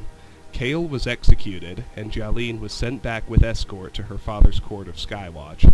He has still to find a husband for her. Riemann, by contrast, has elected not to take a new royal concubine. The common folk of Firsthold consider this break in palace protocol to be more of the sinister alien influence of the Black Queen, and grumble to all who will listen. We have another book, Gods and Worship, but I'm going to take a brief pause. And we're back. An overview of Gods and Worship in Tamriel by Brother Hetchfeld. Editor's note: Brother Hetchfeld is an associate scribe at the Imperial University Office of Introductory Studies. Gods are commonly judged upon the evidence of their interest in worldly matters. A central belief in the active participation of deities in mundane matters can be challenged by the reference to apparent apathy and indifference on the part of the gods during times of plague or famine. From intervention in legendary quests to manifestations in common daily life, no pattern for the gods of Tamriel activities is readily perceived. The concerns of gods in many ways may seem unrelated or at best unconcerned with the daily trials of the mortal realm. The exceptions do exist, however. Many historical records and legends point to the direct intervention of one or more gods at times of great need. Many heroic tales recount blessings of the divinity bestowed upon heroic figures who worked or quested for the good of a deity or the deity's temple. Some of the more powerful artifacts in the known world were originally bestowed upon their owners through such reward. It has also been reported that priests of high ranking in their temples may on occasion call upon their deity for blessings or help in times of need. The exact nature of such contact and the blessings bestowed is given to much speculation, as the temples hold such associations secret and holy. This direct contact gives weight to the belief that the gods are aware of the mortal realm. In many circumstances, however, these same gods will do nothing in the face of suffering and death, seeming to feel no need to interfere. It is thus possible to conclude that we, as mortals, may not be capable of understanding more than a small fraction of the reasoning and logic such beings use. One defining characteristic of all gods and goddesses is their interest in worship and deeds. Deeds in the form of holy quests are just one of the many things that bring the attention of a deity. Deeds in everyday life, by conforming to the statutes and obligations of individual temples, are commonly supposed to please a deity. Performance of ceremony in a temple may also bring a deity's attention. Ceremonies vary according to the individual deity. The results are not always apparent, but sacrifice and offerings are usually required to have any hope of gaining a deity's attention. While direct intervention in daily temple life has been recorded, the exact nature of the presence of a god in daily mundane life is a subject of controversy. A traditional saying of the Wood Elves is that one man's miracle is another man's accident. While some gods are believed to take an active part of daily life, others are well known for their lack of interest in temporal affairs. It has been theorized that gods do in fact gain strength from such things as worship through praise, sacrifice, and deed. It may even be theorized that the number of worshippers a given deity has may reflect on his overall position among the other gods. This my own conjecture, garnered from the apparent ability of the larger temples to attain blessings and assistance from their god with greater ease than smaller religious institutions.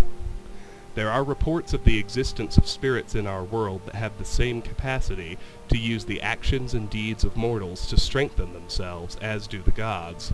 The understanding of the exact nature of such creatures would allow us to understand with more clarity the connection between a deity and the deity's worshippers. The implication of the existence of such spirits leads to the speculation that these spirits may even be capable of raising themselves to the level of a god or goddess. Motuswo of the Imperial Seminary has suggested that these spirits may be the remains of gods and goddesses who through time lost all or most of their following, reverting to their earliest, most basic form. Practitioners of the old ways say that there are no gods, just greater and lesser spirits. Perhaps it is possible for all three theories to be true. And the bottom shelf, we have The Great War, which we've already read, Vernacus and Burlor. Now for some reason, the text of this is an archery skill book, but it comes in a version that doesn't give the skill point. This, obviously, is the lore version. Vernacus and Burlor by Tavi Dromio. Hallgerd walked into the king's ham that lorridous evening, his face clouded with sadness. While he ordered a mug of grief, his mates Garaz and Shomara joined him with moderately sincere concern. "What's wrong with you, Hallgerd?" asked Shomara. "You're later than usual, and there's a certain air of tragedy you've dragged in with you. Have you lost money, or a nearest and dearest?" "I haven't lost any money," Hallgerd grimaced, "but I've just received word from my nephew that my cousin Aliok has died. Perfectly natural, he says, just old age. Aliok was 10 years younger than me. Oh, that's terrible. But it goes to show that it's important to savor all of life's possibilities, 'cause you never know when your time is coming," said Garaz, who had been sitting at the same stool at the Smoky Corner Club for the last several hours. He was not one cursed with self-awareness. "Life's short, all right," agreed Shomara. "But if you'll pardon a sentimental thought, few of us are aware of the influence we'll have after our deaths. Perhaps there's comfort there. For example, have I told you the story about Vernacus and Burlor?" "I don't believe so," said Hallgerd. "Vernacus was a Daedra," said Jomara, throwing a few dribbles of flint on the hearth to cast the proper mood. "And though our tale took place many, many years ago, it would be fair to say that Vernacus still is one. For what, after all, is time to the immortal Daedra?" "Actually," Garaz interrupted, "I understand that the notion of immortality—" "I am trying to offer our friend an inspirational tale in his hour of need," Shomara growled. "I don't have all bloody night to tell it, if you don't mind." "You wouldn't have heard of Vernacus," said Shomara, abandoning the theme of immortality for the time being, "for even at the height of his power and fame, he was considered feeble by the admittedly high standards of the day. Of course, this lack of respect infuriated him, and his reaction was typical of Lesser Daedra. He went on a murderous rampage. Soon word spread through all the villages in the Colovian West of the unholy terror. Whole families had been butchered, castles destroyed, orchards and fields torched and cursed so nothing would ever grow there again. To make things even worse for the villagers, Vernacus began getting visitations from an old rival of his from Oblivion. She was a Daedra's seducer named Horavatha, and she delighted in taunting him to see how angry she could make him become. "You've flooded a village, and that's supposed to be impressive," she would sneer. "Try collapsing a continent, and maybe you'll get a little attention." Vernacus could become pretty angry. He didn't come very close to collapsing the continent of Tamriel, but it wasn't for lack of trying. A hero was needed to face the mad Daedra, and fortunately one was available. His name was Berlor, and it was said that he had been blessed by the goddess Kinnereth. That was the only explanation for his inhuman accuracy with his bow and arrow, for he never missed a target. As a child he had driven his marksmanship tutors wild with frustration. They would tell him how to plant his feet, how to knock a bolt, the proper grip for the cord, the best method of release. He ignored all the rules, and somehow, every time, the arrow would catch a breath of wind and sail directly to his target. It did not matter if the quarry was moving or still, at very close range or miles away. Whatever he wanted to strike with his arrow would be struck.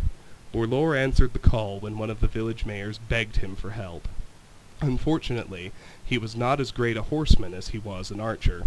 As he rode through the forest toward the mayor's town, a place called Avansicon, Vernacus was already murdering everyone there. Horavatha watched and stifled back a yawn. Murdering a small town mayor isn't going to put you in famous company, you know. What you need is a great champion to defeat.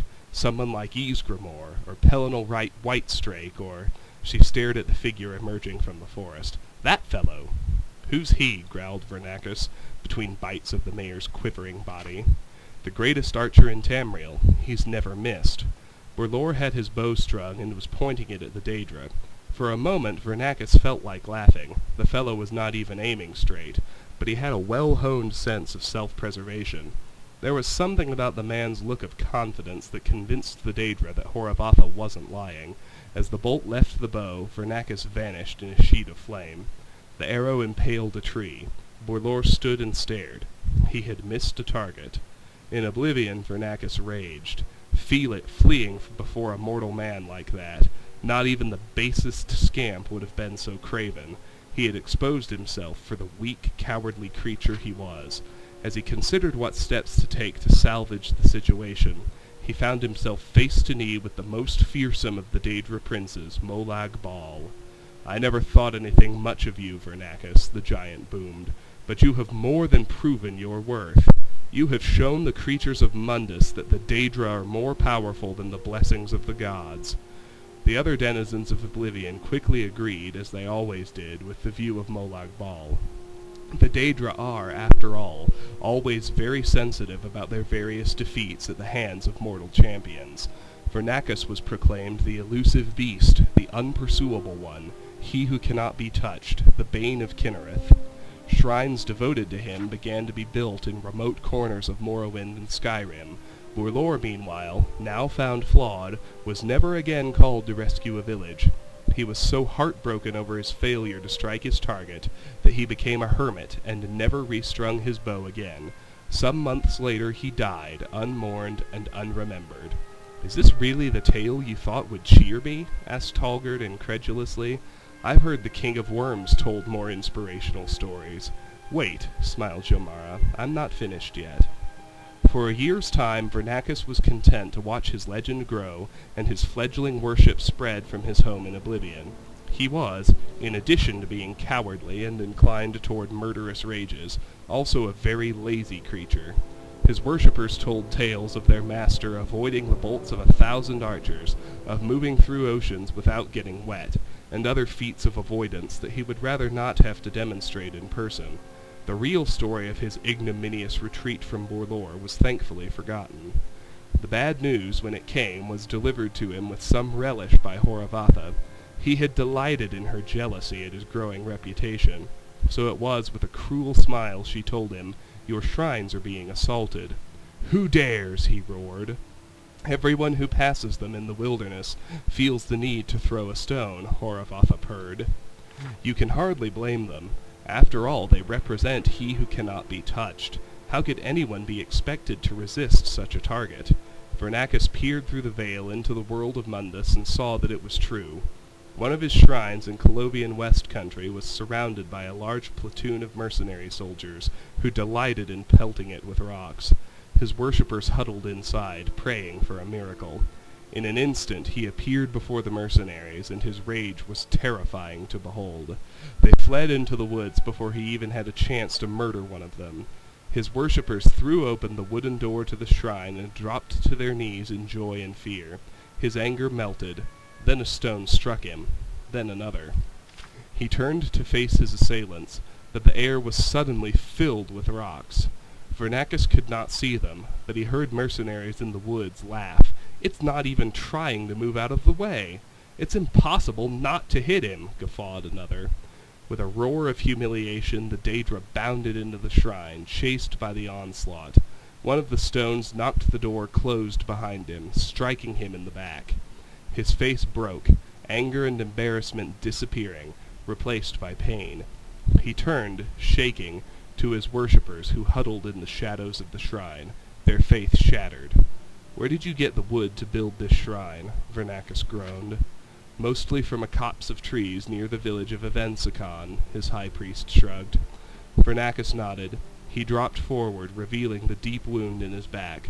A rusted arrowhead, buried in a whorl in the wood of the door, had jolted loose in the assault and impaled him. The Daedra vanished in a whirlwind of dust. The shrines were abandoned shortly thereafter, though Vernacus did have a brief resurgence as the patron spirit of limitations and impotence, before fading from memory altogether.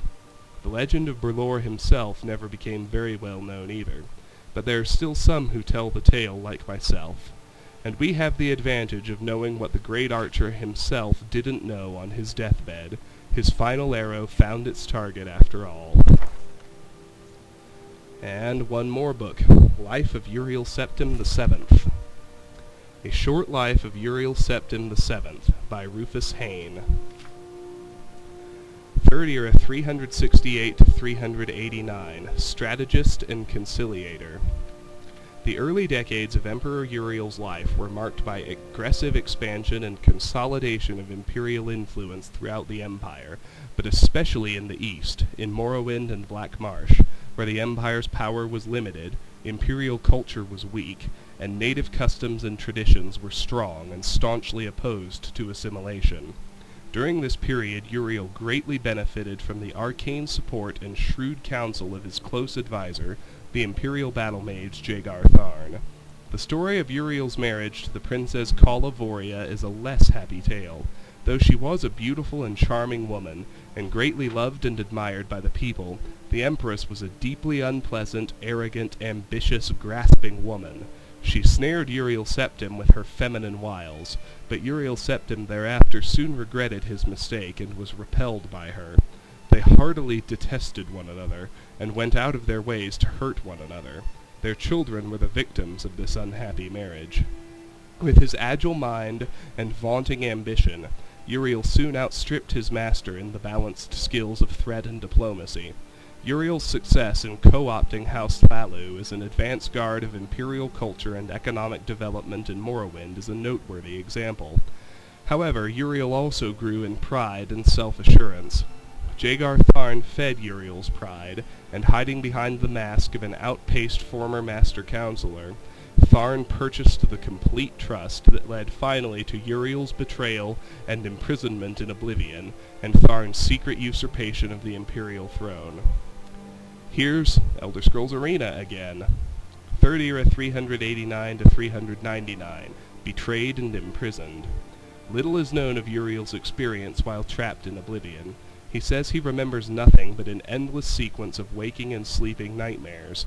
He says he believed himself to be dreaming and had no notion of passage of time. Publicly, he long claimed to have no memory of the dreams and nightmares of his imprisonment, but from time to time, during the interviews with the Emperor that form the basis of this biography, he would relate details of nightmares he had when he was and would describe them as similar to the nightmares he had when he was imprisoned in Oblivion. He seemed not so much unwilling as incapable of describing the experience. but it is clear that the experience changed him.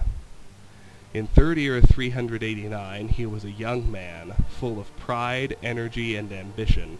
During the Restoration, after his rescue and return to the throne, he was an old man, grave, patient, and cautious.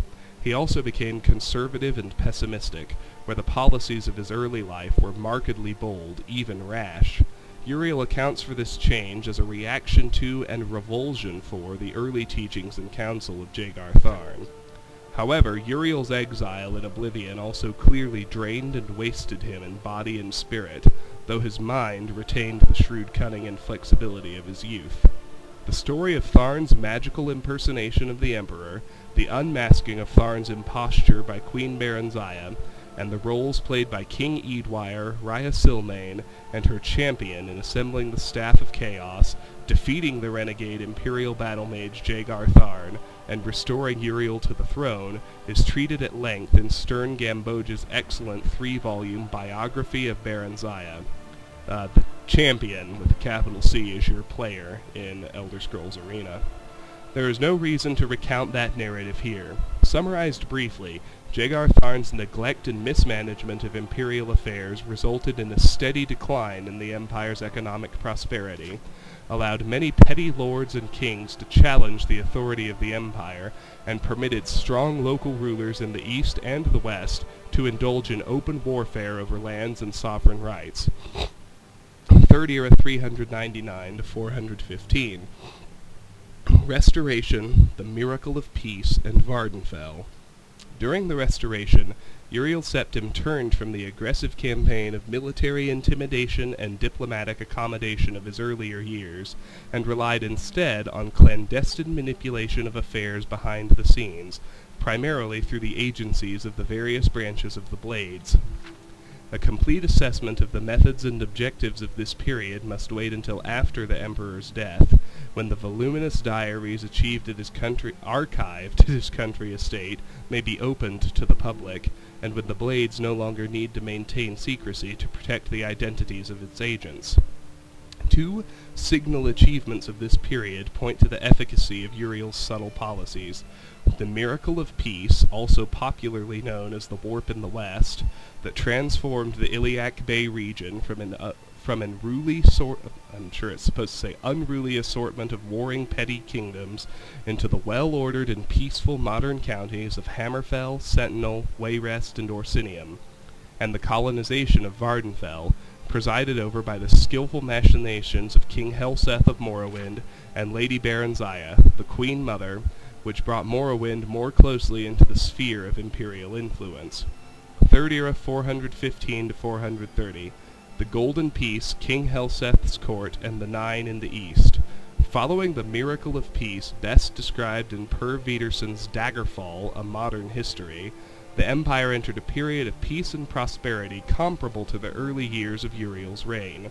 With the Imperial heartland and west solidly integrated into the Empire, Uriel was able to turn his full attention to the east, to Morrowind. Exploiting conflicts at the heart of Morrowind's monolithic tribunal religion and the long-established Great House system of government, and taking advantage of the terrible threat that the corrupted divine beings at the heart of the tribunal religion presented to the growing colonies on Vardenfell, Uriel worked through shadowy agents of the Blades and through the court of King Helseth and Mournhold to shift the center of political power in Morrowind from the Great House councils to Helseth's court, and took advantage of the collapse of the orthodox tribunal cults to establish the Nine Divines as the dominant faiths in Hlaalu and Vardenfell districts.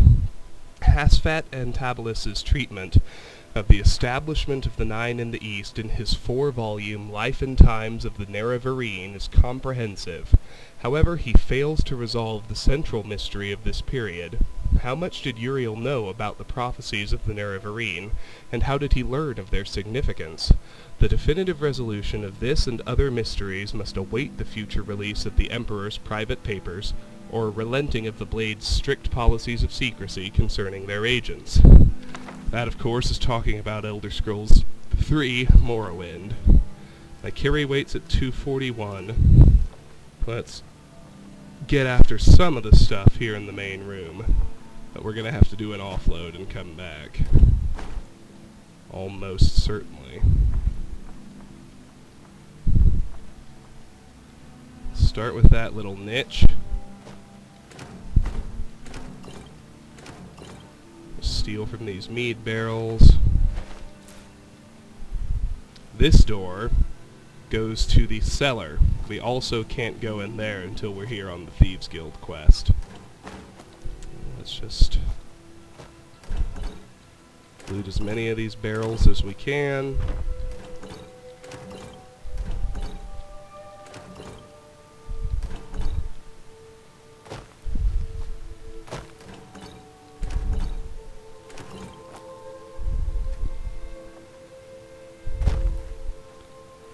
Alright, let's go over here next. My carry weight's at 276. Let's try clearing out this shelf.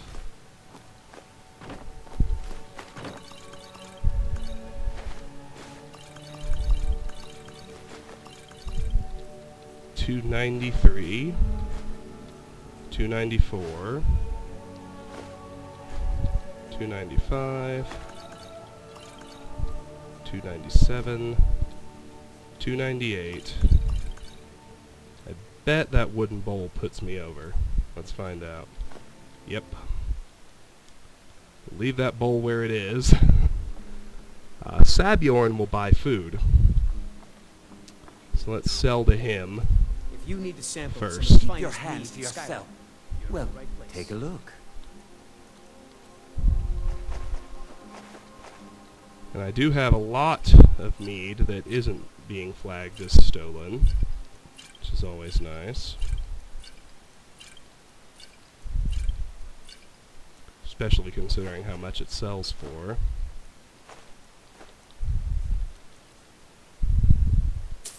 Well, heck, I'll go ahead and buy 2 salt piles from you, buddy.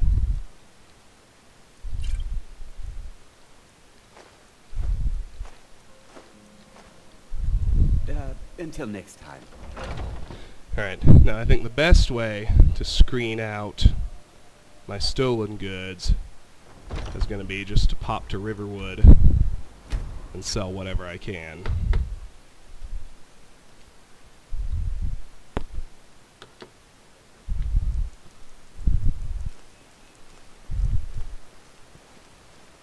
Well, let's start with Alvor. I don't think I've found any weapons or armor or anything he'll buy, but I'll check right quick. May the gods watch the finest weapons and armor. Nope.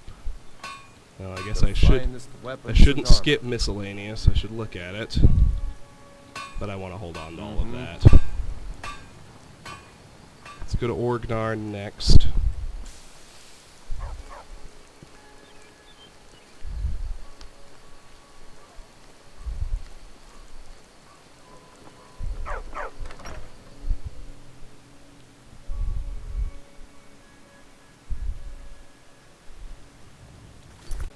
Sorry about that, just had to check on something.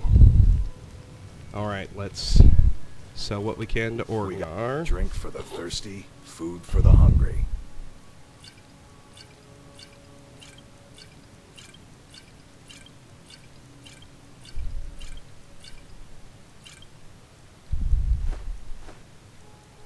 Okay. Well, I do need 3 blister warts. In fact, I need 6. With those 3, I needed 9. With those 3, I'm down to needing 6. Let's see what else we can sell him now.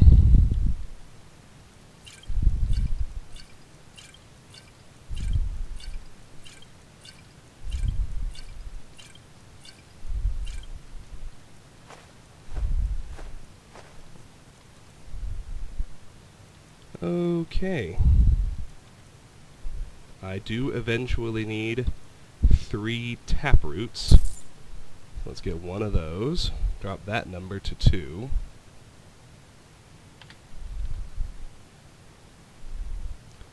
And sell him some more stuff.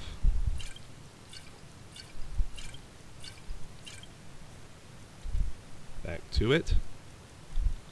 Nothing else in here I actually need for anything other than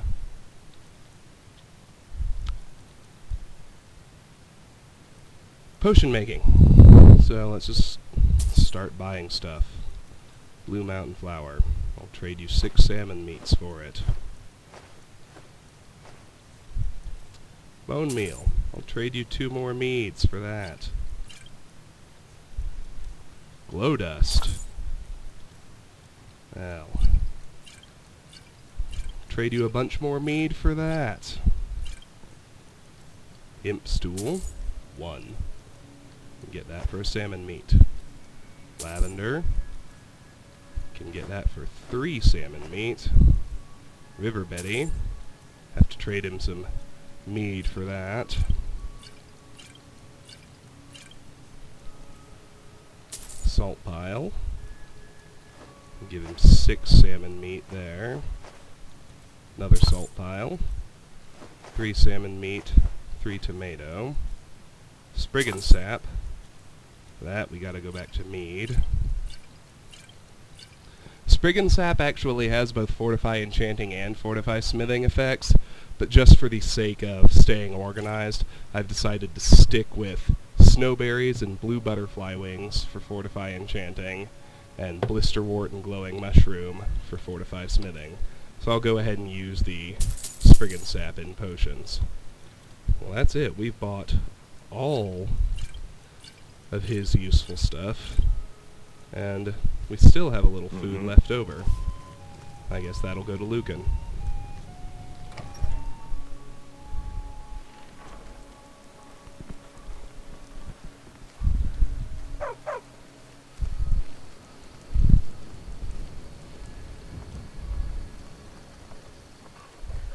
This is getting longer than I anticipated, so I think I'm actually probably going to have to divide Honningbrew Meadery into Thank 2 you, videos. Take a look. So we'll just finish this offload, go back there, and call it a video, I suppose.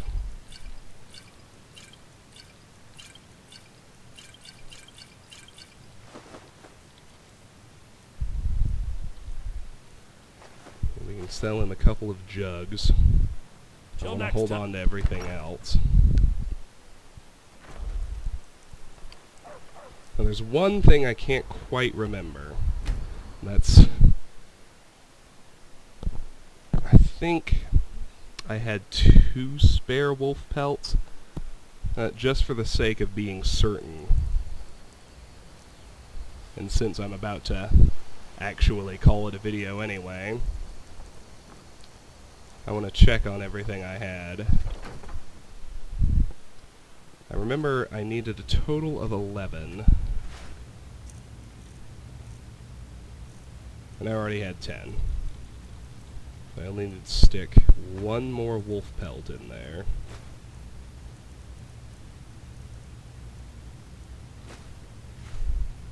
The others can be freely turned into leather. Let's put the amethyst and the iron ore in the smithing sack. Let's put all the ingredients where they belong.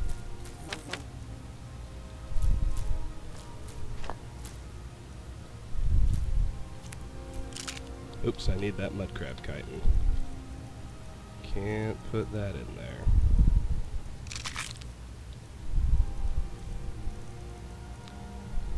Ditto on the Nern root.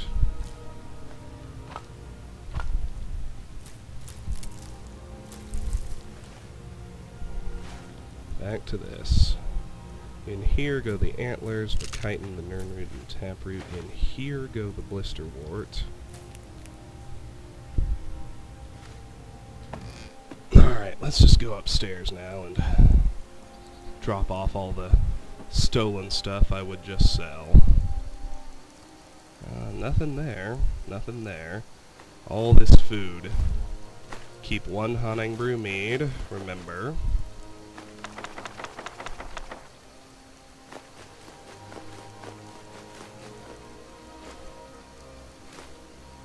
Golden Claw should have been in here long ago. Kind of forgot about it because it used to be a quest item. Alright. Now we're almost done, but I'm going to quickly bounce back to Riverwood first. I need a tanning rack. And turn the wolf pelts into the last 2 leathers I need for the crafting cycle.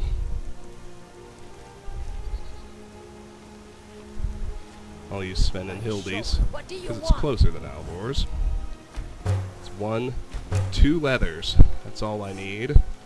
Now, It's my boy Sven I can go you 2 listen to. steps. I can turn this saber cat pelt into 4 leathers, Sings at the and then I can inn turn every 6 night. of those into strips.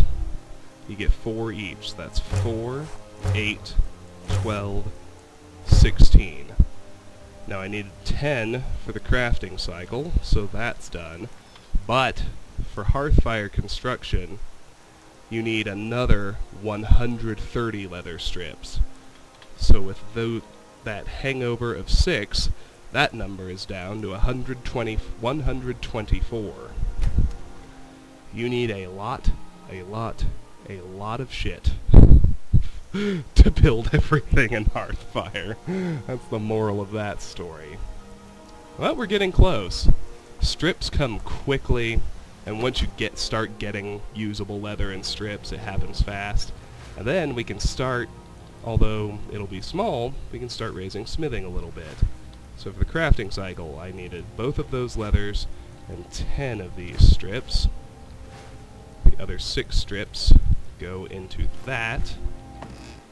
And just for giggles, oh good, it'll be night when we show up. So we can go ahead and pick the lock. That way I won't forget that, and all we'll have left to do is finish looting the place.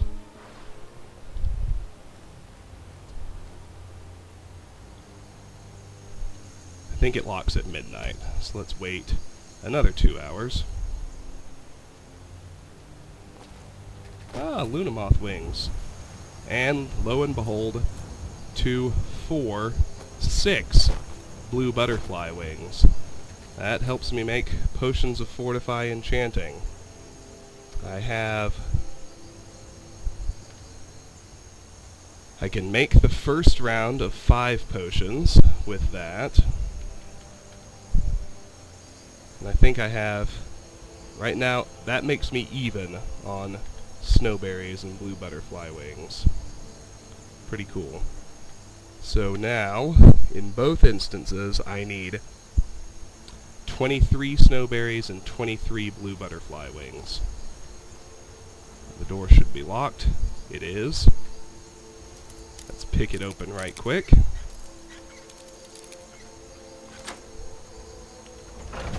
Lock picking increased to 27. That's awesome. I'm going to go right back outside and wait until 8 a.m. when the meadery is actually open, because it's going to be easier to sneak around if the guys are downstairs working, as opposed to up in their beds sleeping in the next area I need to raid. Oh wow, there we are. Beautiful. And a new round of bugs is spawned. Look at that. 2 ordinary butterfly wings, 2 more blue butterfly wings.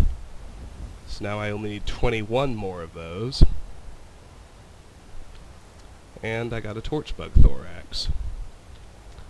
Not bad at all.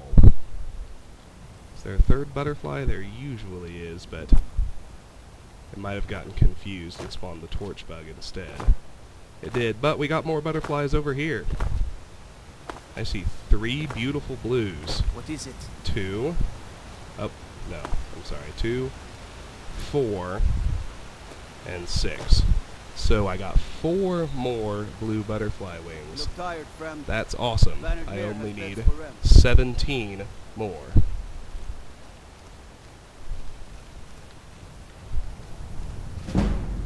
Sneak increased to 57. That's also awesome. There it is. I knew there was a 3rd butterfly. Too bad he's a regular one, but it's okay.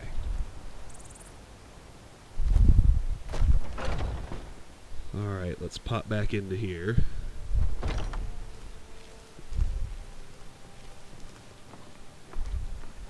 You might need practice. Get that wooden bowl. That's where we left off. Uh-oh. Let's start here. Potatoes, potatoes, The rest of that shelf is empty. Oh, not quite. We got spigots. We got another big stash of barrels right here. Let's get into them.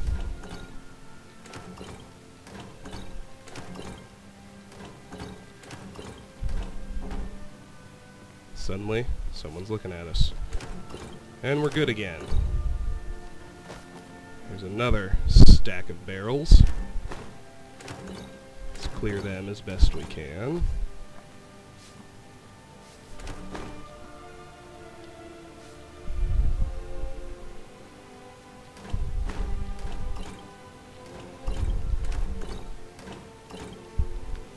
Alright.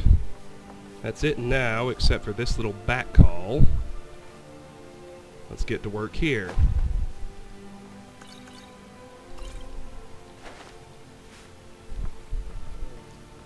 I'm going to go ahead and, first don't miss the solitary bottle of mead under the stairs, head upstairs.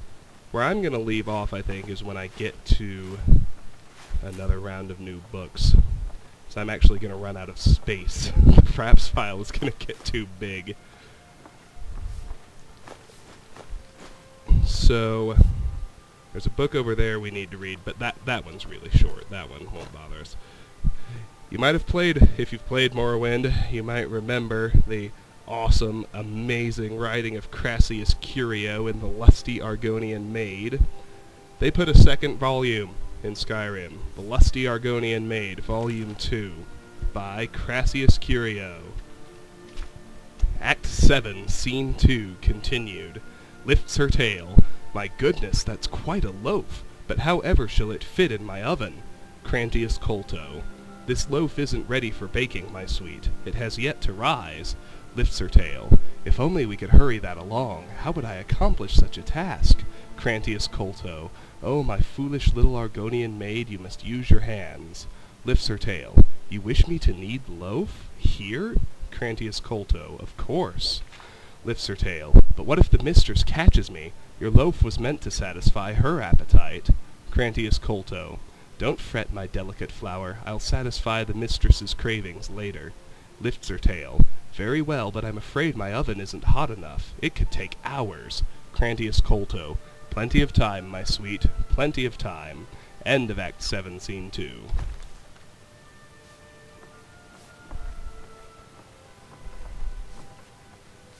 More sacks. Nothing in them but food. Gotta be careful, though. We're in audio range, so if I run, they hear me and I get briefly detected. That brings us to a locked door, which will go into Sabjorn's bedroom. It's an adept lock, and I have one pick. It could be hard to do. Indeed it is.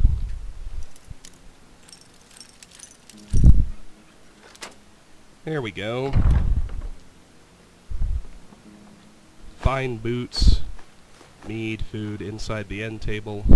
We've got gold, and we're starting on new books. So, when we come back, I'll go ahead and read Biography of Baron Zaya, Volume 2. You'll notice this is not the real Baron Zaya.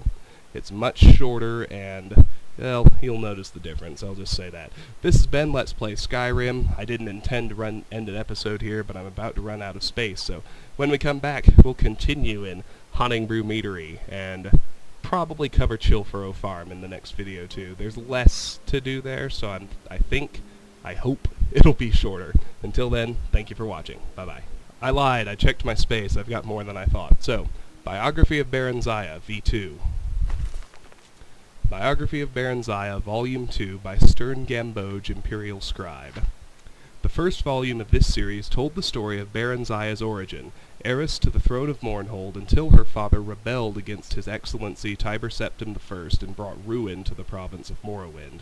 Thanks largely to the benevolence of the Emperor, the child Baron Zaya was not destroyed with her parents, but reared by Count Sven of Darkmoor, a loyal imperial trustee. She grew up into a beautiful and pious child, trustful of her guardian's care. This trust, however, was exploited by a wicked orphan stable boy at Count Sven's estate, who with lies and fabrications tricked her into fleeing Darkmoor with him when she turned 16. After many adventures on the road, they settled in Riften, a Skyrim city near the Morrowind borders. The stable boy, Straw, was not altogether evil.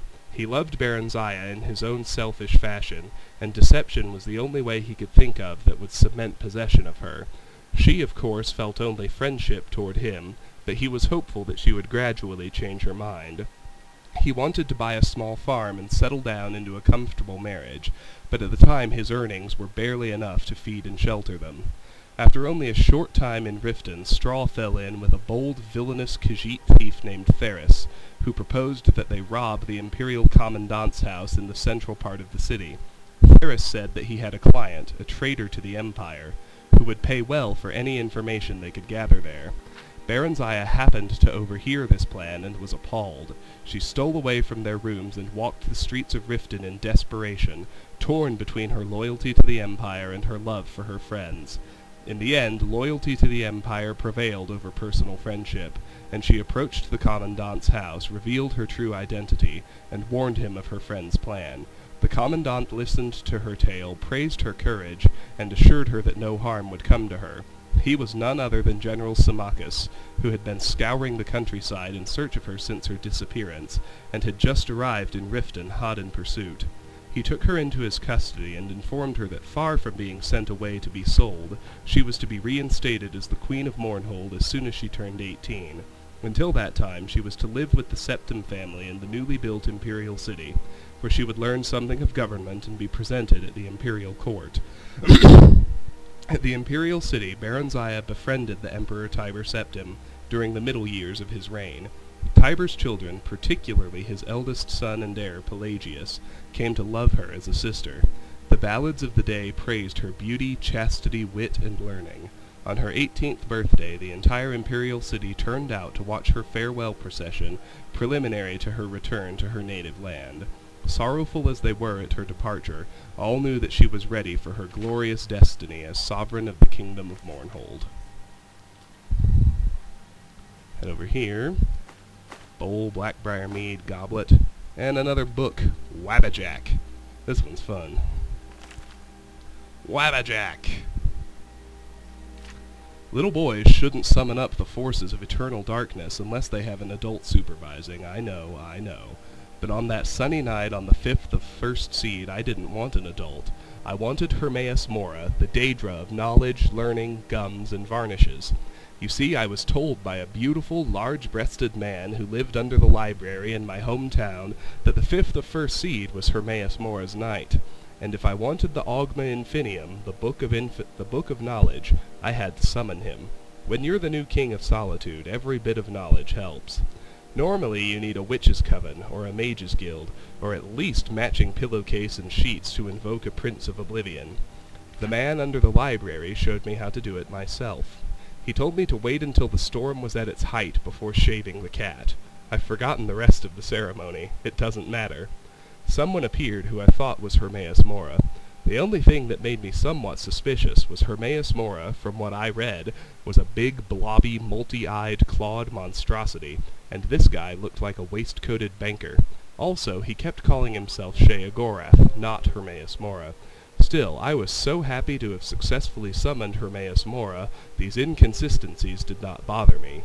He had me do some things that didn't make any sense to me, beyond the mortal scope, breadth, and ken, I suppose, and then his servant happily gave me something he called the Wabbajack. Wabbajack, Wabbajack, Wabbajack. Wabbajack, Wabbajack, Wabbajack, Wabbajack, Wabbajack, Wabbajack. Maybe the Wabbajack is the book of knowledge. Maybe I'm smarter because I know cats can be bats, can be rats, can be hats, can be gnats, can be that's, can be thises, and that doors can be bores, can be snores, can be floors, can be roars, can be spores, can be yours, can be mine.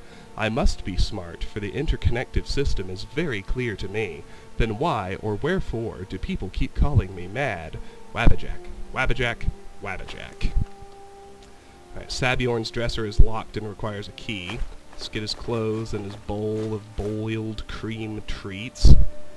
We'll get to the expert lock door in a minute. Let's get the goblet, the jug, the bowl, fine boots, fine clothes.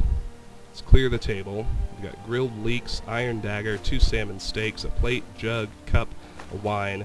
The display case is empty.